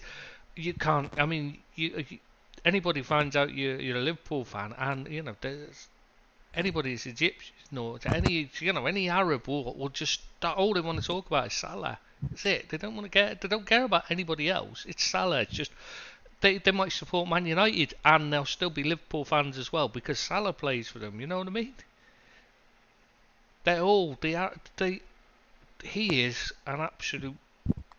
He is the king there.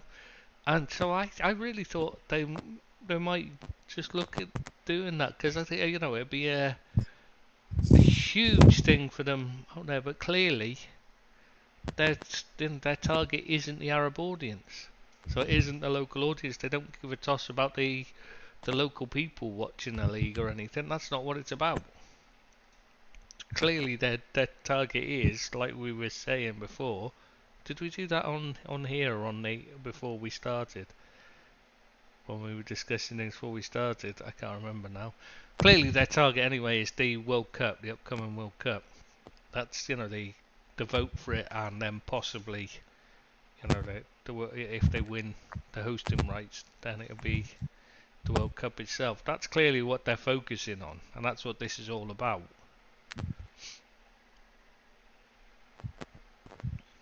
But I don't think they're gonna get the World Cup. Not so soon after it was in Qatar, anyway. And that's. I mean, clearly they're only. I mean, at least it feels like to me anyway. The only reason they're doing it is because the Qataris had it anyway. and But then they don't like each other. I think the 2030 World Cup is gonna go to the South America bit. I don't. Argentina, Uruguay. I don't know how many nations are involved because it's gonna be the 100-year anniversary. Hmm. I actually want the World Cup to go to Morocco, and whoever joins in with them. To who? Morocco, did you say? Yeah, yeah, Hmm. Morocco. Because I think it's better to have a lesser nation get the benefit of the World Cup. Yeah, to get It's the. a huge event, and it also helps uplift the football in the country. Hmm. It is very big there, though. Anyway, football. It's just not a rich nation. That's all. Yeah, but if they get the World Cup, then they would have better infrastructure for the future. Good point. Good point. Yeah. Yeah. No, I can see. I can see that. That's it makes perfect No, sense to like me. I be think it honest. should. Be I honest. think the same. What is gonna be the future impact, future positive impact on English football if England hosted a World Cup? Again. Yeah. I Nothing much. Same goes for if it was Spain or Germany. But if a Morocco hosts, then maybe there is a chance that there's going to be a football boom there. Like you said, the support is already passionate. Hmm. Yeah, you got a point. No, I agree. I do think there's a lot to be said for it should be about building football rather than just giving it to whoever's got the most money. But then you could say that in that case, the Qatari one was probably a good thing then, couldn't you? But does Qatar have a passionate support base? That's the thing. They don't have any. They don't have any. This, it's not a big country, so there's not like a lot of people anyway. And Like Brazil getting the World Cup is a good thing because it helped to improve the infrastructure there. Although it seemingly hasn't lasted long enough, but yeah, but the because you already problem have is the there's crowd. so much corruption there that it ends up all the money ends up siphoned off to the wrong places. That's where the problem came with Brazil. Rather than it should have made set them up for a long, for a better future, but it hasn't because it's all been wasted. That's where you get the problem with going to the lesser nations. Often there's less money in the country, so any extra money that comes in gets, there's a lot of people wanting a piece of the pie, a lot more people. Whereas when it goes to somewhere like England, because there's already rich and the football's already rich, they can, they don't need to. They don't need World Cup to be like to make money from football corruption. Yeah, exactly. They're already, they can dip into it from elsewhere already, so they can just put on a show. And so I can see both sides of it, to be honest. But I think you're right, though. I think it should go to nations that need to build an infrastructure first and foremost, if possible, to help them. And FIFA shouldn't be looking to make money out of these events. They should be looking to build the infrastructure, and the money they make should be put should be put into the next one, the next tournament, and putting into the infrastructure of the next country that they're choosing. Yeah, that's that's a lot of money Yeah, when you think of World Cup. it's It's nearly like as much as Man City scam, paying themselves in sponsorships and stuff. Yeah, and selling but players. without actually going into this like joke of a comparison, it's actually more than what Manchester United is evaluated in. I know, it is obscene amounts of money FIFA gets from the World Cup. Now, one cycle, like I just pulled this up from Google, like the total revenue of 7.568 million, which means Sorry, 7.568 billion I was going to for say, definitely 2019. not. Yeah, 2019 to 2022 represents a cycle-on-cycle increase of 18%. Yeah, now they've got the Club World Cup they're building up to increase revenue from that as well. So they could surely give more of it back anyway than they do. But No yeah, wonder Sepp Blatter had his tongue wagging. You just look at this number. It's oh, sickening, isn't it? And it's not and going to the they good of make it football. like okay. According to Forbes, FIFA is reaping 7.5 billion from the World Cup cycle, and only 1.56 is going to Qatar. I know I say only it's more than 1.5 billion, but still, almost 6 billion is going to FIFA. I know there are other Hmm. expenses, other concerns to take care of, but still, But they're not paying for the stadiums to be built or anything, or for they're not paying for for most of the host. They're not paying for the security cost. They're not paying for the state. You know what I mean? It's all paid for by the host country or countries, even depending on which it is. Because it's what next time, isn't it? Canada, Mexico, and Mexico, US. US. Yeah. Yeah, which is an odd thing. I mean, That's a so whole continent, basically. that's a lot of travel, potentially. It's very odd. That's very odd. That. Yeah, I'm not sure that make. The World Cup alone is reported to have 3.4 billion US dollars, just the World Cup alone. Mm, And I think there is a way to even increase this money. There's just, I think it's not even hit the ceiling, hit the potential yet. oh, nowhere near. They're still growing it every time. Like 3.4 billion, that's roughly the population of India and China combined. Come on, you can do better. Mm, I don't If think you it. include China, if Uh, you include China, Pakistan, India, Bangladesh, maybe just for the sake of fun. Nepal and Bhutan, because we lie in between those nations. We have more population than the money they're making from World Cup. Come on, you can do better, FIFA. what they need to do is push into countries like India, China, China, just the Indian Philippines. There's subcontinent and China. nobody watches football here, and yet there's a huge population here, and they're sports mad. Yeah, they just need to get to Indonesia, India, China, Oh, Indonesia's Pakistan. big on football, mate. They love their football. You just need to make sure you can make more money from this region, and then oh, Mm. the potential is endless. Yeah, I don't understand how they've not managed to break it. India at one time had a really good footy scene, like before the 1950 World Cup, and the only reason they pulled out of the 1950 World Cup. There's a lot of stories going around. It was because they weren't allowed to play barefoot, which isn't true. That isn't why they pulled out. It was because they only had enough money to play in either the World Cup or the Olympics. And at the time, they were one of the better nations in world football. And they thought the Olympics was a bigger tournament and more important and would be better, was the one to aim for. So they pulled out of the World Cup. How bad a decision has that turned out to be? But cricket is more than made up for them.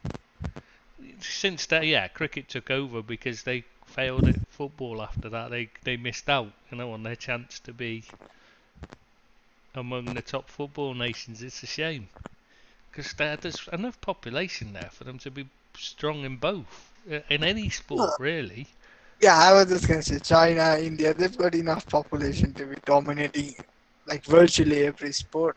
They should It was have a just a numbers decent game. team or players in every. Uh, Surely, they've got the population to literally fight for any trophy out there. Just have to, you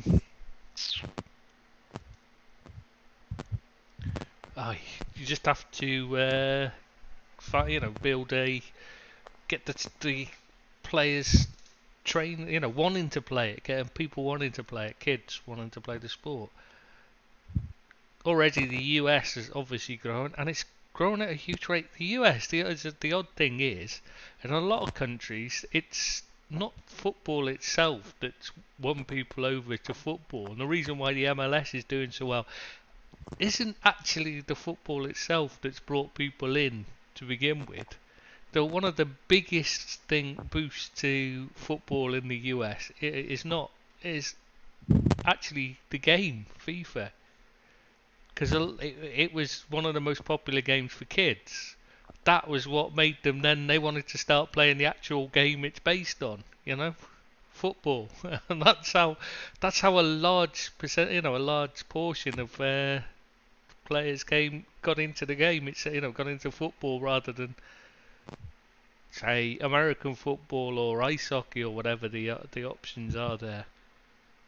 Which is really odd if you'd ask me. But I suppose why not? I think if anybody had a bingo card, it's time to get ready. But as I always do in all of our podcasts, I have to ask, how did we end up on this subject at all? I really don't know, because I've totally lost what we were talking about. That was what I was. That's why I was kind of lost. I don't know. I don't know what exactly we were talking about, but I'm pretty sure we're still discussing transfers. We haven't moved on from transfers, even though I think we've finished them. But I don't know how we've ended up talking about the World Cup and stuff. I really don't know what's going on, where we've come from. I think the last player we covered was Victor Gyökeres. Yes, we were. We were talking about Victor Gyökeres. You're right. That was it. And we were talking about pace. And then you mentioned Adama Traore.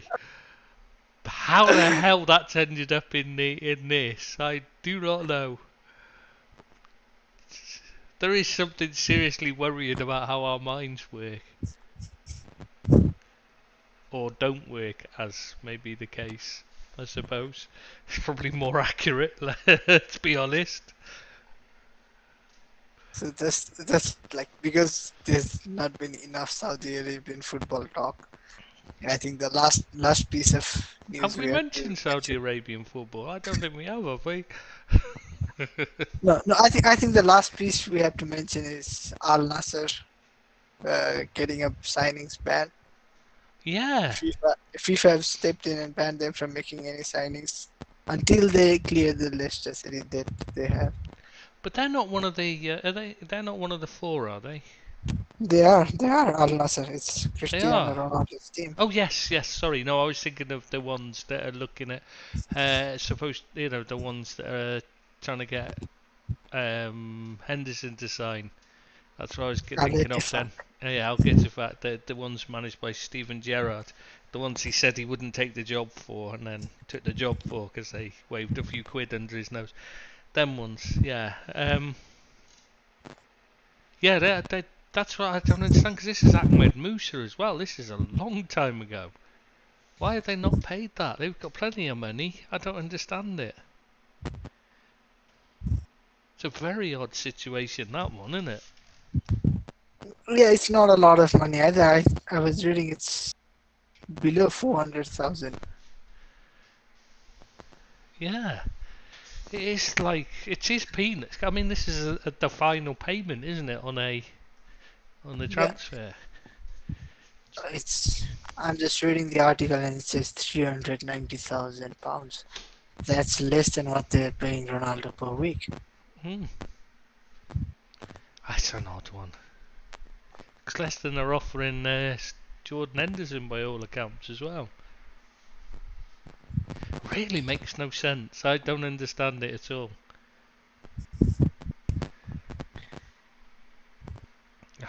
Maybe they're just gonna pay it. Yeah, but And why our has it money got to this we wake up. situation in the first place? I don't know. I cannot make sense of this. No, it's that there's some you can understand. You know, they've got no money, they can't. But they've just been bought by Piff, who have got absolutely tons. I mean, literally tons of cash. They've got more money to spend than anyone in history has ever had, and yet, you know, and they're spending it like water as well on other things. So why are they? Yeah, no, that one is really just a really strange one. Yeah, it's just like I don't know how you can make sense of this. Like, so confusing. Yeah, I really don't understand it. I know, no, you've got I completely lost on that one. Yeah, like how did they let this happen? It just yeah, no, it is absolutely incredible that that's happened. You would have to think now that they've got to be paying. You know, surely they'd just pay it. Oh, they surely will. They Yeah. surely will. Maybe it's just something that got overlooked when they took over. You know, such a small amount for them, and they've Yeah, got but 3 other clubs they're thinking surely, of. yeah, but surely when this issue went up to FIFA and they've had to make a ruling, it must have come up to light for them as well. Hmm. I can understand this not being the first thing they took care of, but I don't know how. Surely by now you'd have. I mean, they've had plenty of time. It's been months. It's not been like a couple of days or a week or two. It's been months. So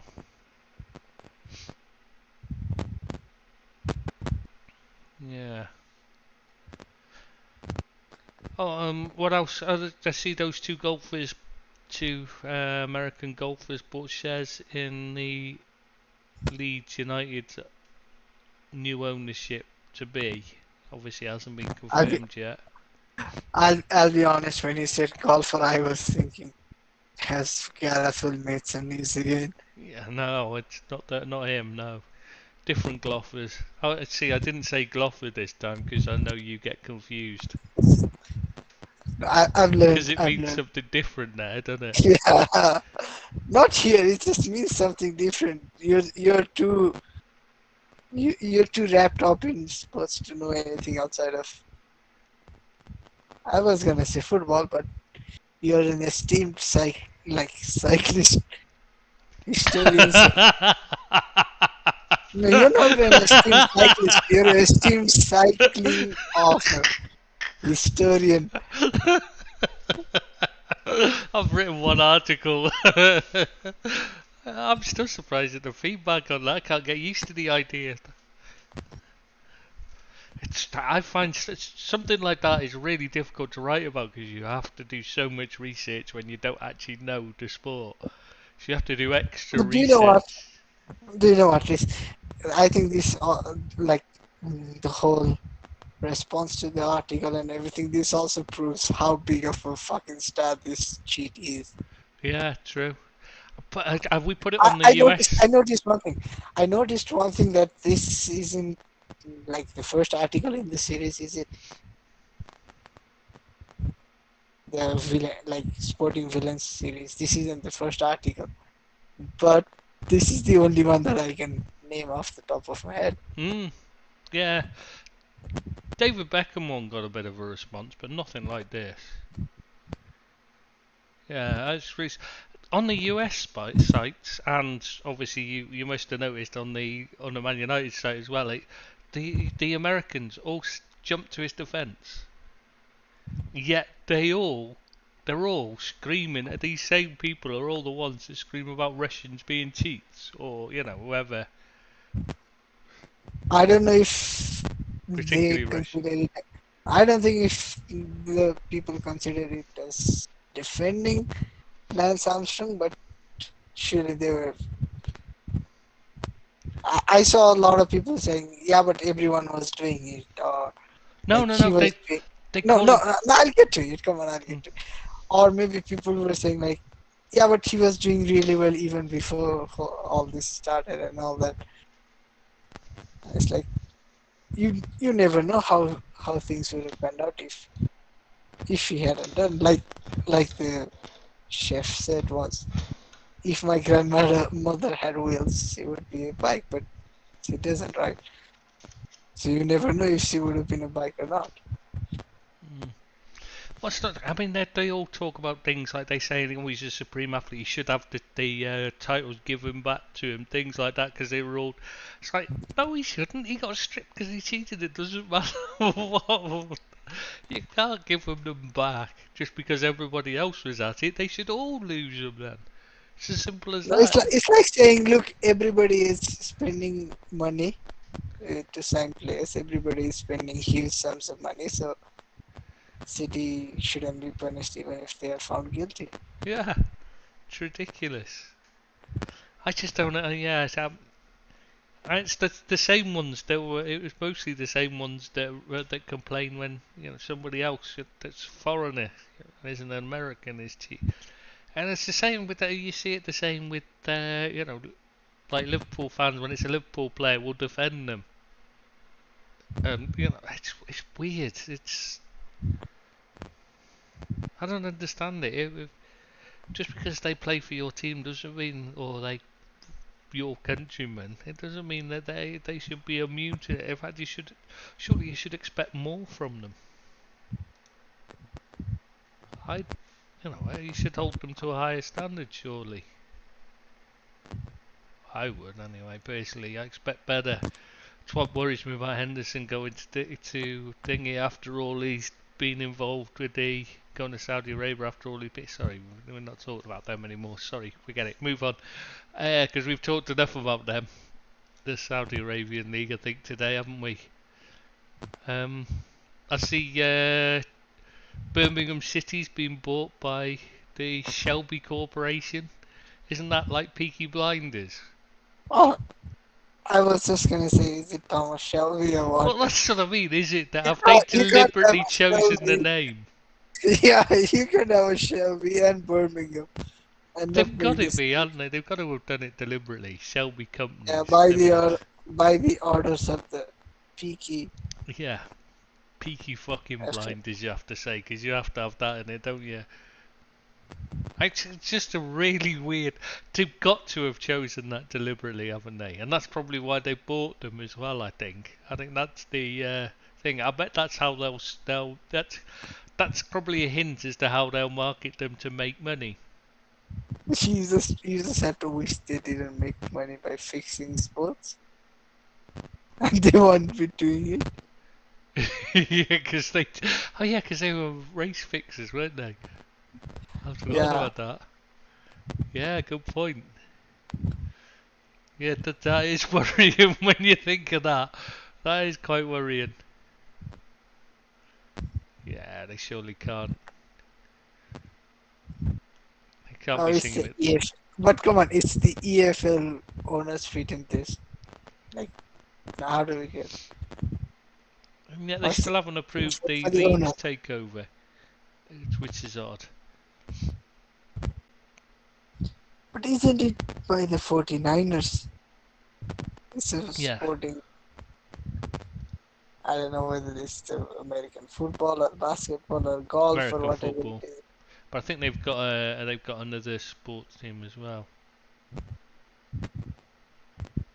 It's not a random dude that's buying. I don't know, man. I would have thought it would be much simpler and much swifter. Oh, that's one thing I think we have to talk about. Deli Ali. I don't know if you read Have you anything. actually listened? Have you actually listened slash read the interview? Have you seen anything of it? Read anything of it? No, I only read a little bit and then He was in rehab for sleeping pill addiction, sexually abused as a child. So that, I think, brave of him to come out and say it. Come out and, well on.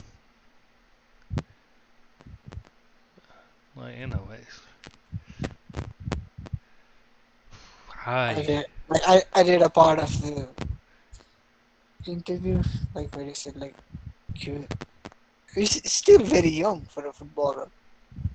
Yeah, exactly. You would think like you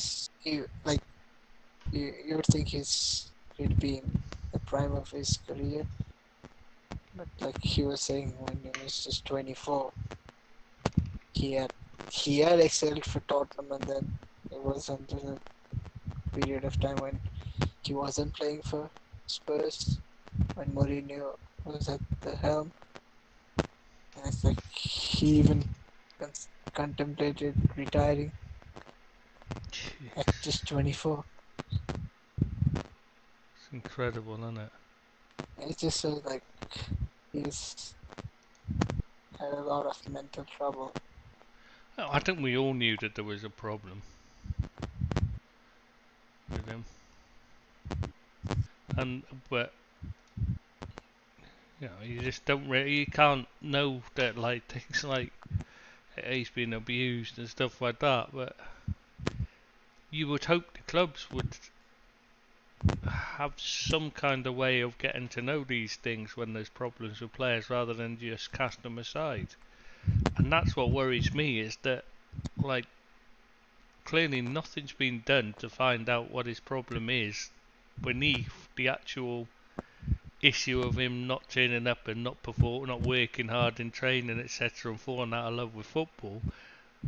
Nobody's actually looked at and tried to find out what's actually wrong with him and why he's been bothered.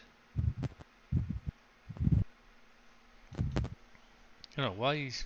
It's something that needs to be looked into, is the way clubs do that. Yeah, you would hope that the interview doesn't come to his previous clubs as a surprise. Like the details in the interview, they were very aware of it, but then again, it's Everton we're talking about. I'm not just trying to make fun of them, but I've said many a times, Everton are like a perfect example of what Manchester United would be if we were less rich.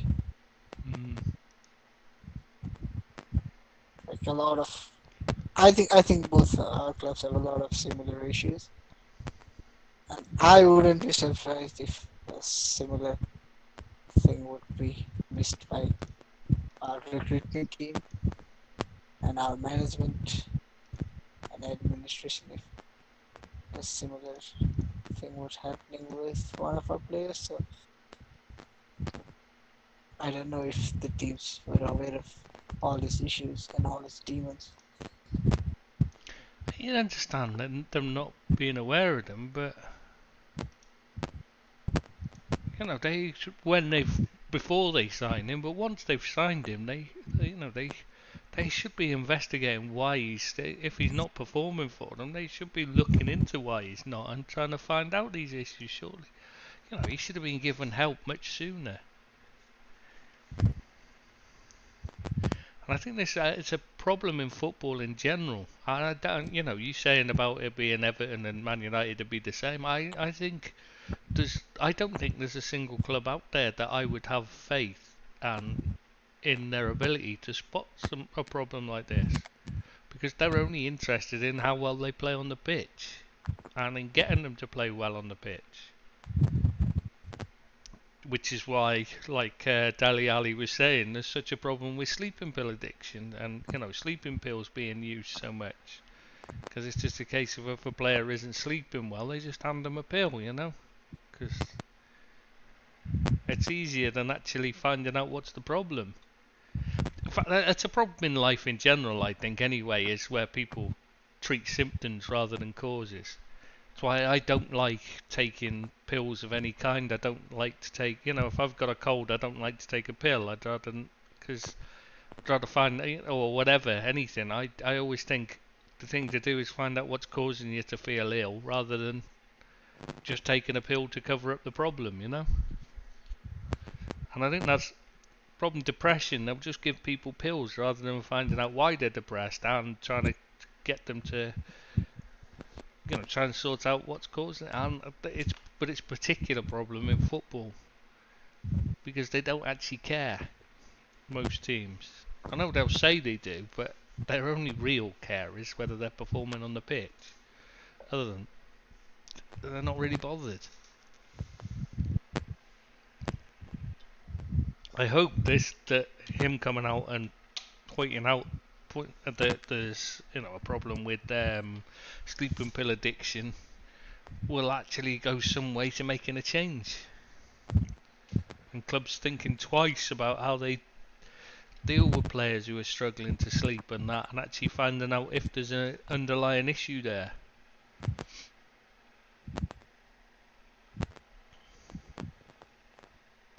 I don't have any faith that they will, but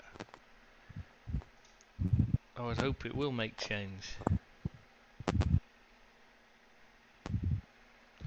Is there anything else you want to discuss? I think we've pretty much covered most of the things. Yeah, because there's not been. I don't know whether we talked about this before the podcast or on it, but obviously there's PSG and Mbappe news, but is it in news anymore? I don't know. Is it news day? I don't know. I mean, that's a tough one. I don't know. Well, I think since we last did a podcast, I think a few things have happened with PSG and Mbappe. Like, is it El Khalifi who came out and basically said, if you don't sign a new, it's not new, if you don't sign the extension on the contract for it was El Khalifi. one more season and before the end of July, then we have to sell you. And Mbappe has come out saying, I am not signing any new extension and I'm not leaving the club this summer. I don't know how much of that is posturing and like trying to outbluff each other. Yeah, and then Khalifi's basically told him that the fans will be at him if he doesn't sign. It's almost a threat to my mind. That came across as a threat in my opinion. And comments about the club being divisive, I think, have been taken badly out of context by people and been reported are really poorly clickbait headlines they've been trying to create. Because he didn't say anything, like, he wasn't really... The way it's been mentioned as if he was having a dig at the club, what he was saying is other people looking from the outside look on it, have a divisive view, as in like they either hate them or love them. I think is what he was trying to say. The way it came across to me, anyway, what I read, wasn't like he just said, "Oh, it's really you know what I mean?" It's and he's right because people do. A lot of people hate PSG, and a lot of people like them. There is very much they're a bit Marmite, aren't they? Yeah, but even if you, I know you've said it's been taken out of context now, but it's not something new for anyone to say. Like PSG as a whole, the club as a whole are a bit divisive. Yeah, it's not really news, is it? I don't understand why it's got such a big reaction. I think it's just because the things are so slow at the moment. It's very slow, isn't it? I think it's time for Mbappe to move on. It's too much of a surplus around him now, whether he likes it or not. But yeah. Every move of his is getting scrutinized, and everything he does is just connected to will he want it with PSG, will he stay, will he go, will he stay. everything he says and does and doesn't do, everything is just twisted around into the whole will he stay, will he go saga, and I think it's enough. I think it's enough, and I think he has to move on this summer. I think that's the best for everyone if he moves on, but like Real Madrid is the only place he's going, let's be honest. The only team that can afford him, really. And I And just, even then, it's like it seems like they need to sell a few more yeah. assets to be able to afford him. Oh, definitely. There's no way they can just go and buy him. But who are they gonna sell that's gonna raise enough money and enough space in the wage bill? Well, they could sell Bellingham for enough. Oh, yeah. This. No, but realistically, like you also need a buyer, right? Yeah. For a decent money, decent fee to be brought It in. has got to be You a also need a midfielder, though, buyer. hasn't it? Because that's where they've got the players to let go. But they're not gonna get any money for Modric and Kroos or Ceballos. Like not enough money to get anywhere near close to It's got to be someone helping like Chouameni or Camavinga or yeah, Valverde. yeah. And you, But I don't think there's. I think he's a superb player, but I don't think there are too many clubs who would be going after Valverde that can afford him. mm, Like Liverpool would be a very good move for him, and he would be a very good choice for Liverpool. But they've already signed two players who play in a similar position. yeah, they need a defensive midfielder, which would mean someone like Yeah, Chouameni or Camavinga could be potentials. And we know Klopp likes Chouameni, but he but wanted, he but doesn't he really. only wanted Real Madrid last year. So you can't see him being willing to move this summer, can you? But maybe things look different when you're already in there and you're being. Yeah, because he didn't I get. wouldn't say forced out. I wouldn't say forced out, but you're getting moved on. Yeah, he's very. He was very much on the fringes, wasn't he? But mentioned it many a times. They've got they're spoiled for choices. They've got so many options. You're bound to get rotated, or someone is going to be massively unhappy.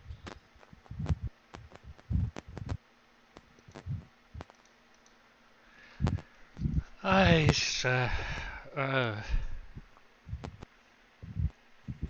We don't have the money to afford any of them, realistically. That is that is why I am not as happy with the whole Mason Mount move. If we still had 50, 55 million sitting in the kitty, then we could have gone for Valverde, for instance, or mm, Camavinga. yeah, that's true. It Camavinga. just restricts our movement. Yeah, maybe Mount will turn out to be the right one though. I'm, I'm willing to be convinced. See, I like Mount, but I can see why you're uh, My not issue isn't convinced. with the player or the quality of the player, it's the overall package of the deal. How much we're spending on and what position we're spending on, and how much that hamstrings our future investment. But we've covered it many times. Yeah, it does seem to be a bit much to spend for him, considering. I think for Valverde, I think it comes down to two clubs that can afford him and have space for him somehow, and it's PSG and Man City. Mm, He would be a very good replacement for Gundogan in my eyes, yes, yeah, that's true. and he would be a very good midfielder for PSG as well. Mm, yeah, you're correct Especially there. Yeah, especially after they've already signed a defensive midfielder in Ugarte. So he can do his box to box role really well.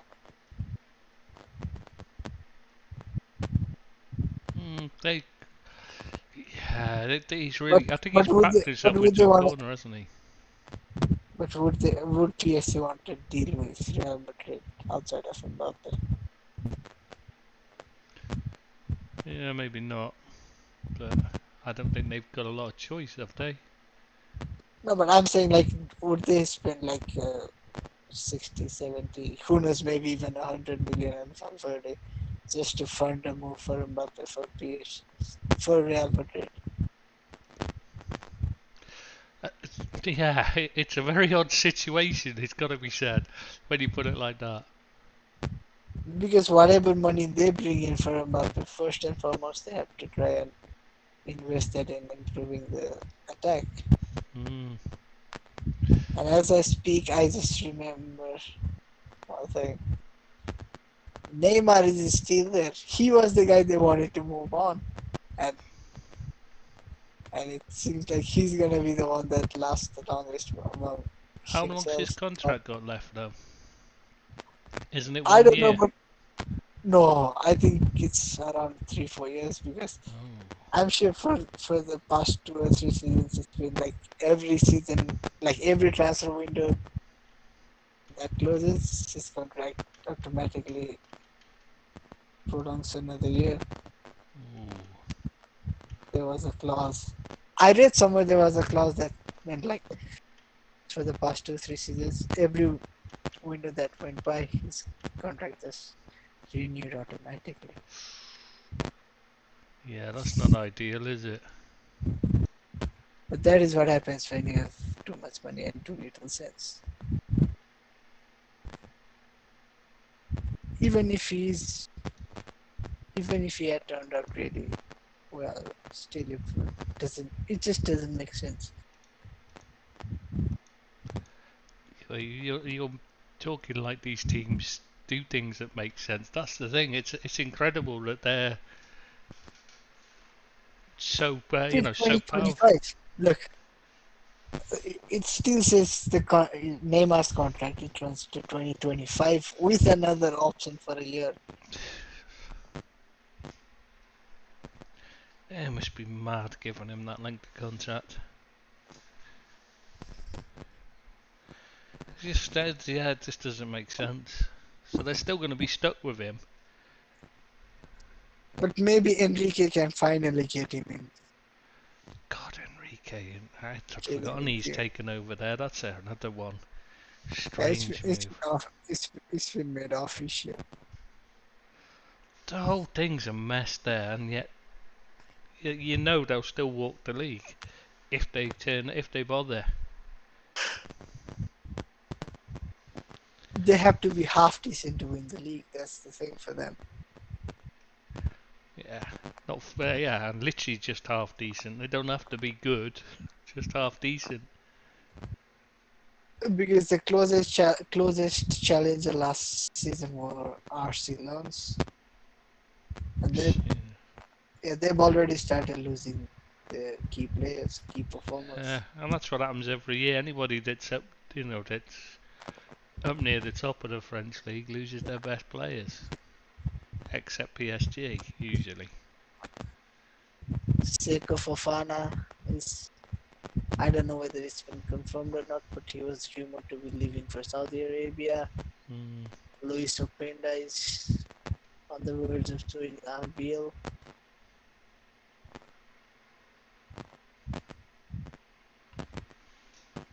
And that's gonna take the You you've got to say, do you think Enrique's the right choice though? Do you think he's the man that can actually deliver them what they want, which is obviously the Champions League? I I would put it like this. I know he comes with a very good CV and all, but he's had about half a decade away from club football, firstly. Mm. And secondly, I don't know whether his achievements are fully down to him or him having a very, very good team and being in the right setup at the right time. Yeah, yeah. That it's not just how good the team is he inherited as well. It's how much of a mess the opposition was in at the time he inherited it too. That makes a big difference, doesn't it? And yes, he won the Champions League. He won the treble actually, but he's also the same manager was that lost pretty poorly to PSG. Mm. That famous comeback happened under his watch, but that comeback needed to happen because of the poor performance before, and they also didn't do as well after that comeback either. Yeah, So I, that was the yeah, big. to be very short, he wouldn't have been on the top of my list for a replacement for Gaultier. But No. hang on a minute, I forgot to mention my boy is back in town. He's back in a job, and he's gonna actually Rob's win got a the job. league. No, Mr. Adolf Hutter, aka Adi Hutter, is Adolf back in Hitler, town. yeah. Is that why you like him? Is this some kind of fascination you've got because his name sounds similar Nope, to Adolf Hitler? I am not gonna say those things for someone to eventually take this out of context. Yeah, that's true. Probably best not to even make jokes about that because people won't take You it. have to be careful. You have to be careful. Yeah. But for those who didn't get me, Adi Hutter is back in a managerial job after a sabbatical. So who's you with? AS Monaco. They're gonna win the league next Oh, he's season. at Come on. Monaco, is he? Ah, I Yeah. missed that one. I Oh, didn't. Monaco had like I know. What's it? Dortmund like took all the news for bottling it. It was Arsenal who bottled it, but then it was Dortmund.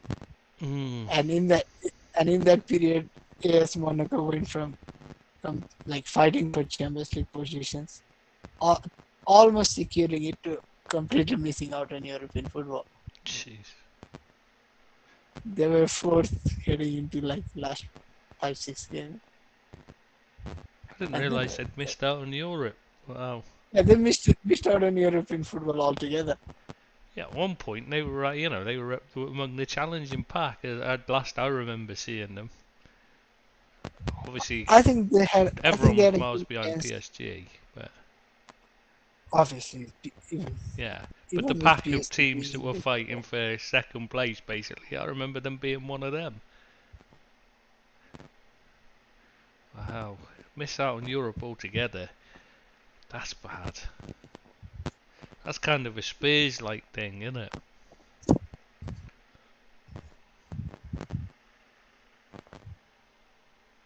who did Spurs miss out on? No, I'm not saying. I mean, it's the kind of thing that you'd expect from them is to be in the battle for it until right at the end, and then end up with nothing. That's the kind of thing that they do. That is what they actually ended up doing anyways. Spurs did the same thing. Oh, they did finish outside the. Yeah, because it's It's almost. Aston Villa. see, Yeah, see, it's so, Aston Villa that that are going to Conference League. It's West Ham that won the Conference League that yeah, are gonna go, and Brighton and Liverpool in Europa. Spurs did do a Spursy again. yeah. See, it's just the way they are. That club's got something like seriously weird. You just And, know. and to think when they were leading, was it 3-1 against Southampton? They were actually on track to finish fourth. Try Uh, Spurs are just like it's the gift that keeps on giving. Liverpool had a horrible season from the beginning. Finished fifth. Spurs had a half decent time until the World Cup and a decent few games after World Cup, and still they end up with nothing. Yeah, it's hard to believe, isn't it? And Postecoglou has a job on his hand. Oh, poor lad. He ha- I think he has to target one of the cups next season. Well, they've always been known as a cup side, so Yeah, but even that was like a decade or two ago. Now, yeah. even that doesn't count It anymore. was in the 80s, I think, and 90s, really. The last time they won a cup was 2007, I think. Juan de Ramos.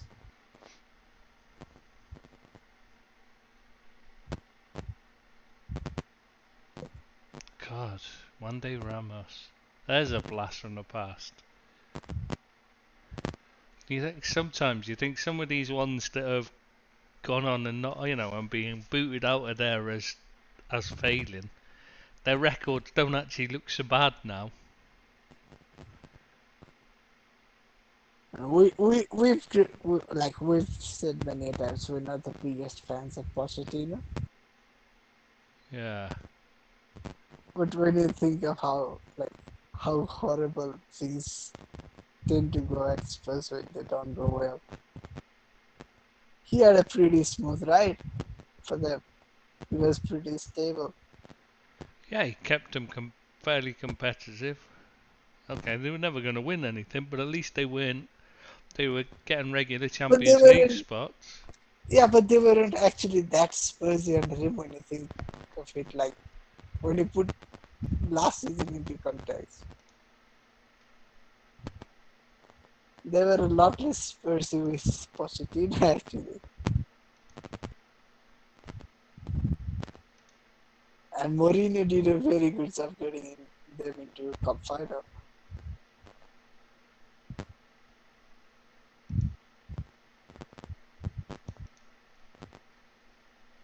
Yeah, Oh my goodness. it is really hard to believe when you look back on their record and people like him and there's this how they've ended up in such a mess. They were stable top four side at one point. And now, yeah.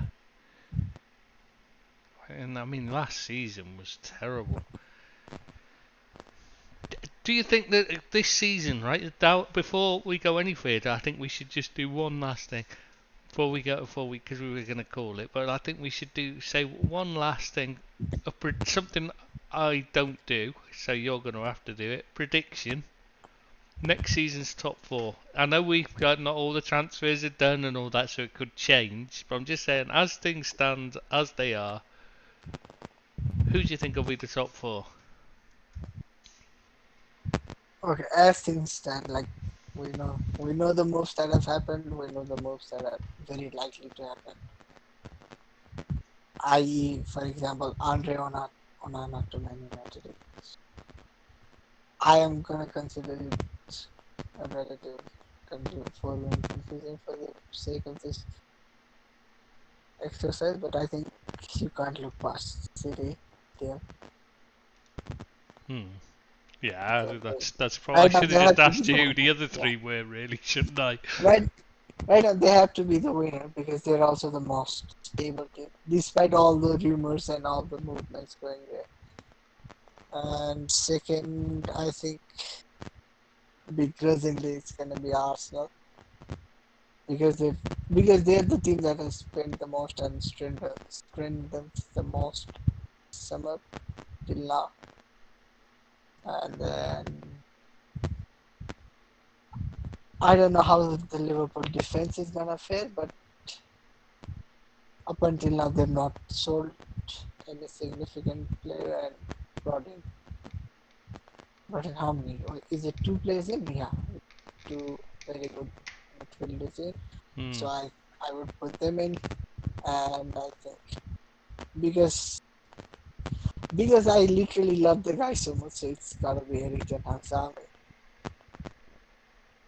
It's a very very boring set of predictions, but right now, I think that's gonna be the makeup.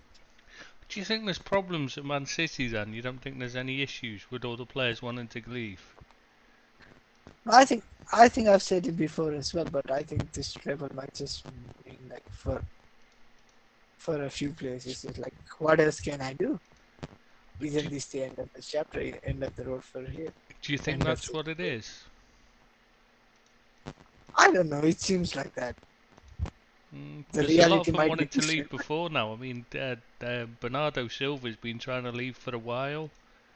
Yeah, but it's because the guy seemingly hates the Manchester weather, which I've been told by you guys that he's in the right to do so.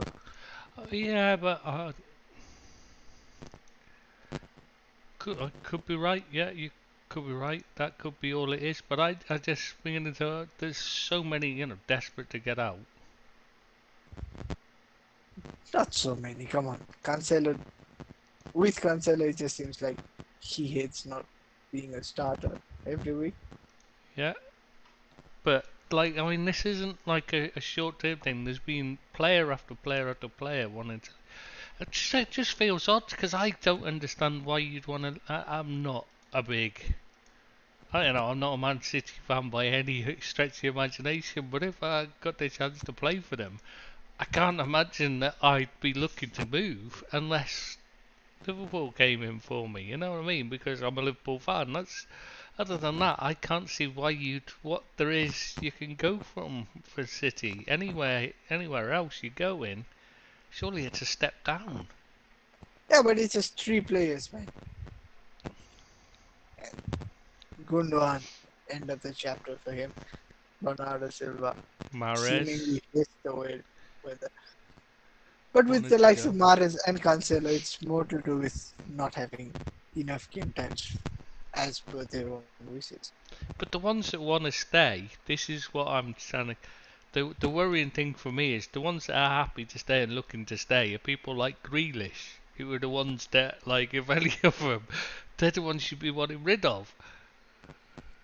Yeah, but aren't you the same guy that praises Cancelo and Mahrez for wanting to play regular football instead of just being happy keeping the money in the bank? Yeah, and I can understand if that's all it is, but it just seems like there's more to it. I mean, Guardiola's very abrasive, and he doesn't seem to be.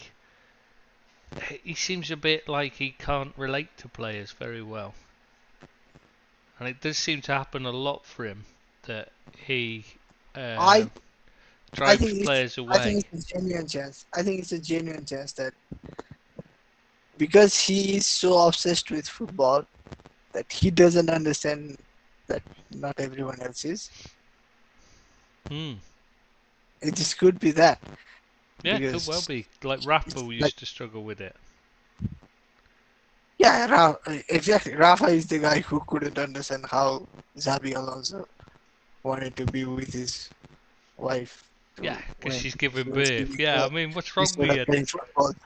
There's a football match on. Why would you want to be at at your kid's birth? What's wrong with you? That's Rafa's attitude. And yeah, I get that, but Pep's not like that. He does give them time off, stuff like that. That's what I mean. It just seems a very odd thing for all these players. For any of these players. I understand Cancelo. He wanted to play, and I understand. But it just feels odd that they're. Right now, I would think this is the time when you'd be saying, let's go and add another Champions League." Before it as well, I don't understand it. Bernardo Silva moaning about the weather. I just think you're only going to put up with it for a couple of years. Stop whining, you little bitch. I can't stand Bernardo Silva in case it doesn't show. No, but just think, Bernardo Silva that he seemingly hated the waiter. Uh, he didn't hate the waiter. He hated the weather. I just think it. No, no. My point isn't finished. I'm just angry with the slip. Bernardo Silva, who hated the weather, who wanted out, is such a good player. Imagine if he actually was like in love with the city and in like Yeah, if he playing for the was love of like, it. yeah, imagine how. But maybe it's just the chip on his shoulder that he needs, the hatred. Maybe that fuels him. I don't know. Yeah, maybe but he's playing better to get a move. Maybe that's what you can't tell, can you, from the outside till you get to if you don't know them really well. Could well be that he's being driven on because he's desperately trying to get someone to come in and buy him. Although I predicted City to win the league, I am gonna throw a wild, Oh, wild suggestion. It's a wild suggestion that maybe City start very slow next season because of the treble hangover, hmm. all the euphoria and all that. Could well be because it's difficult to get yourself back up for a second year when you've already done it all. And if you are someone like Grealish, the la- I don't begrudge him, but if you're someone like Grealish, maybe you're just too drunk to get back Yeah, to your levels. overindulge. You know, yeah, that. And you'd have Oh, to. he's won. I'm just gonna say they've won the treble, so they're allowed to celebrate, unless it's some kind of a violation and some kind of dodgy activities. If he's just getting hammered, then I don't want to completely begrudge it. Oh yeah, they're entitled to go out and enjoy it and celebrate. Of course they are. I mean, they should be celebrating it. It's a huge achievement. They've finally broken. They've finally done something that basically they've been trying. That the club's been building towards for however long the Abu Dhabi lot bought them. 15 years. 15 years. Yeah, I was gonna say it's more than 10 years, isn't it? So, yeah, I mean that's a long time to be aiming completely at one thing and not have it, and to now actually achieve it. I mean, it's gotta. You can't. You'd have to be out celebrating that. I mean, I don't drink, but I'd still go out and have a night out and enjoy it.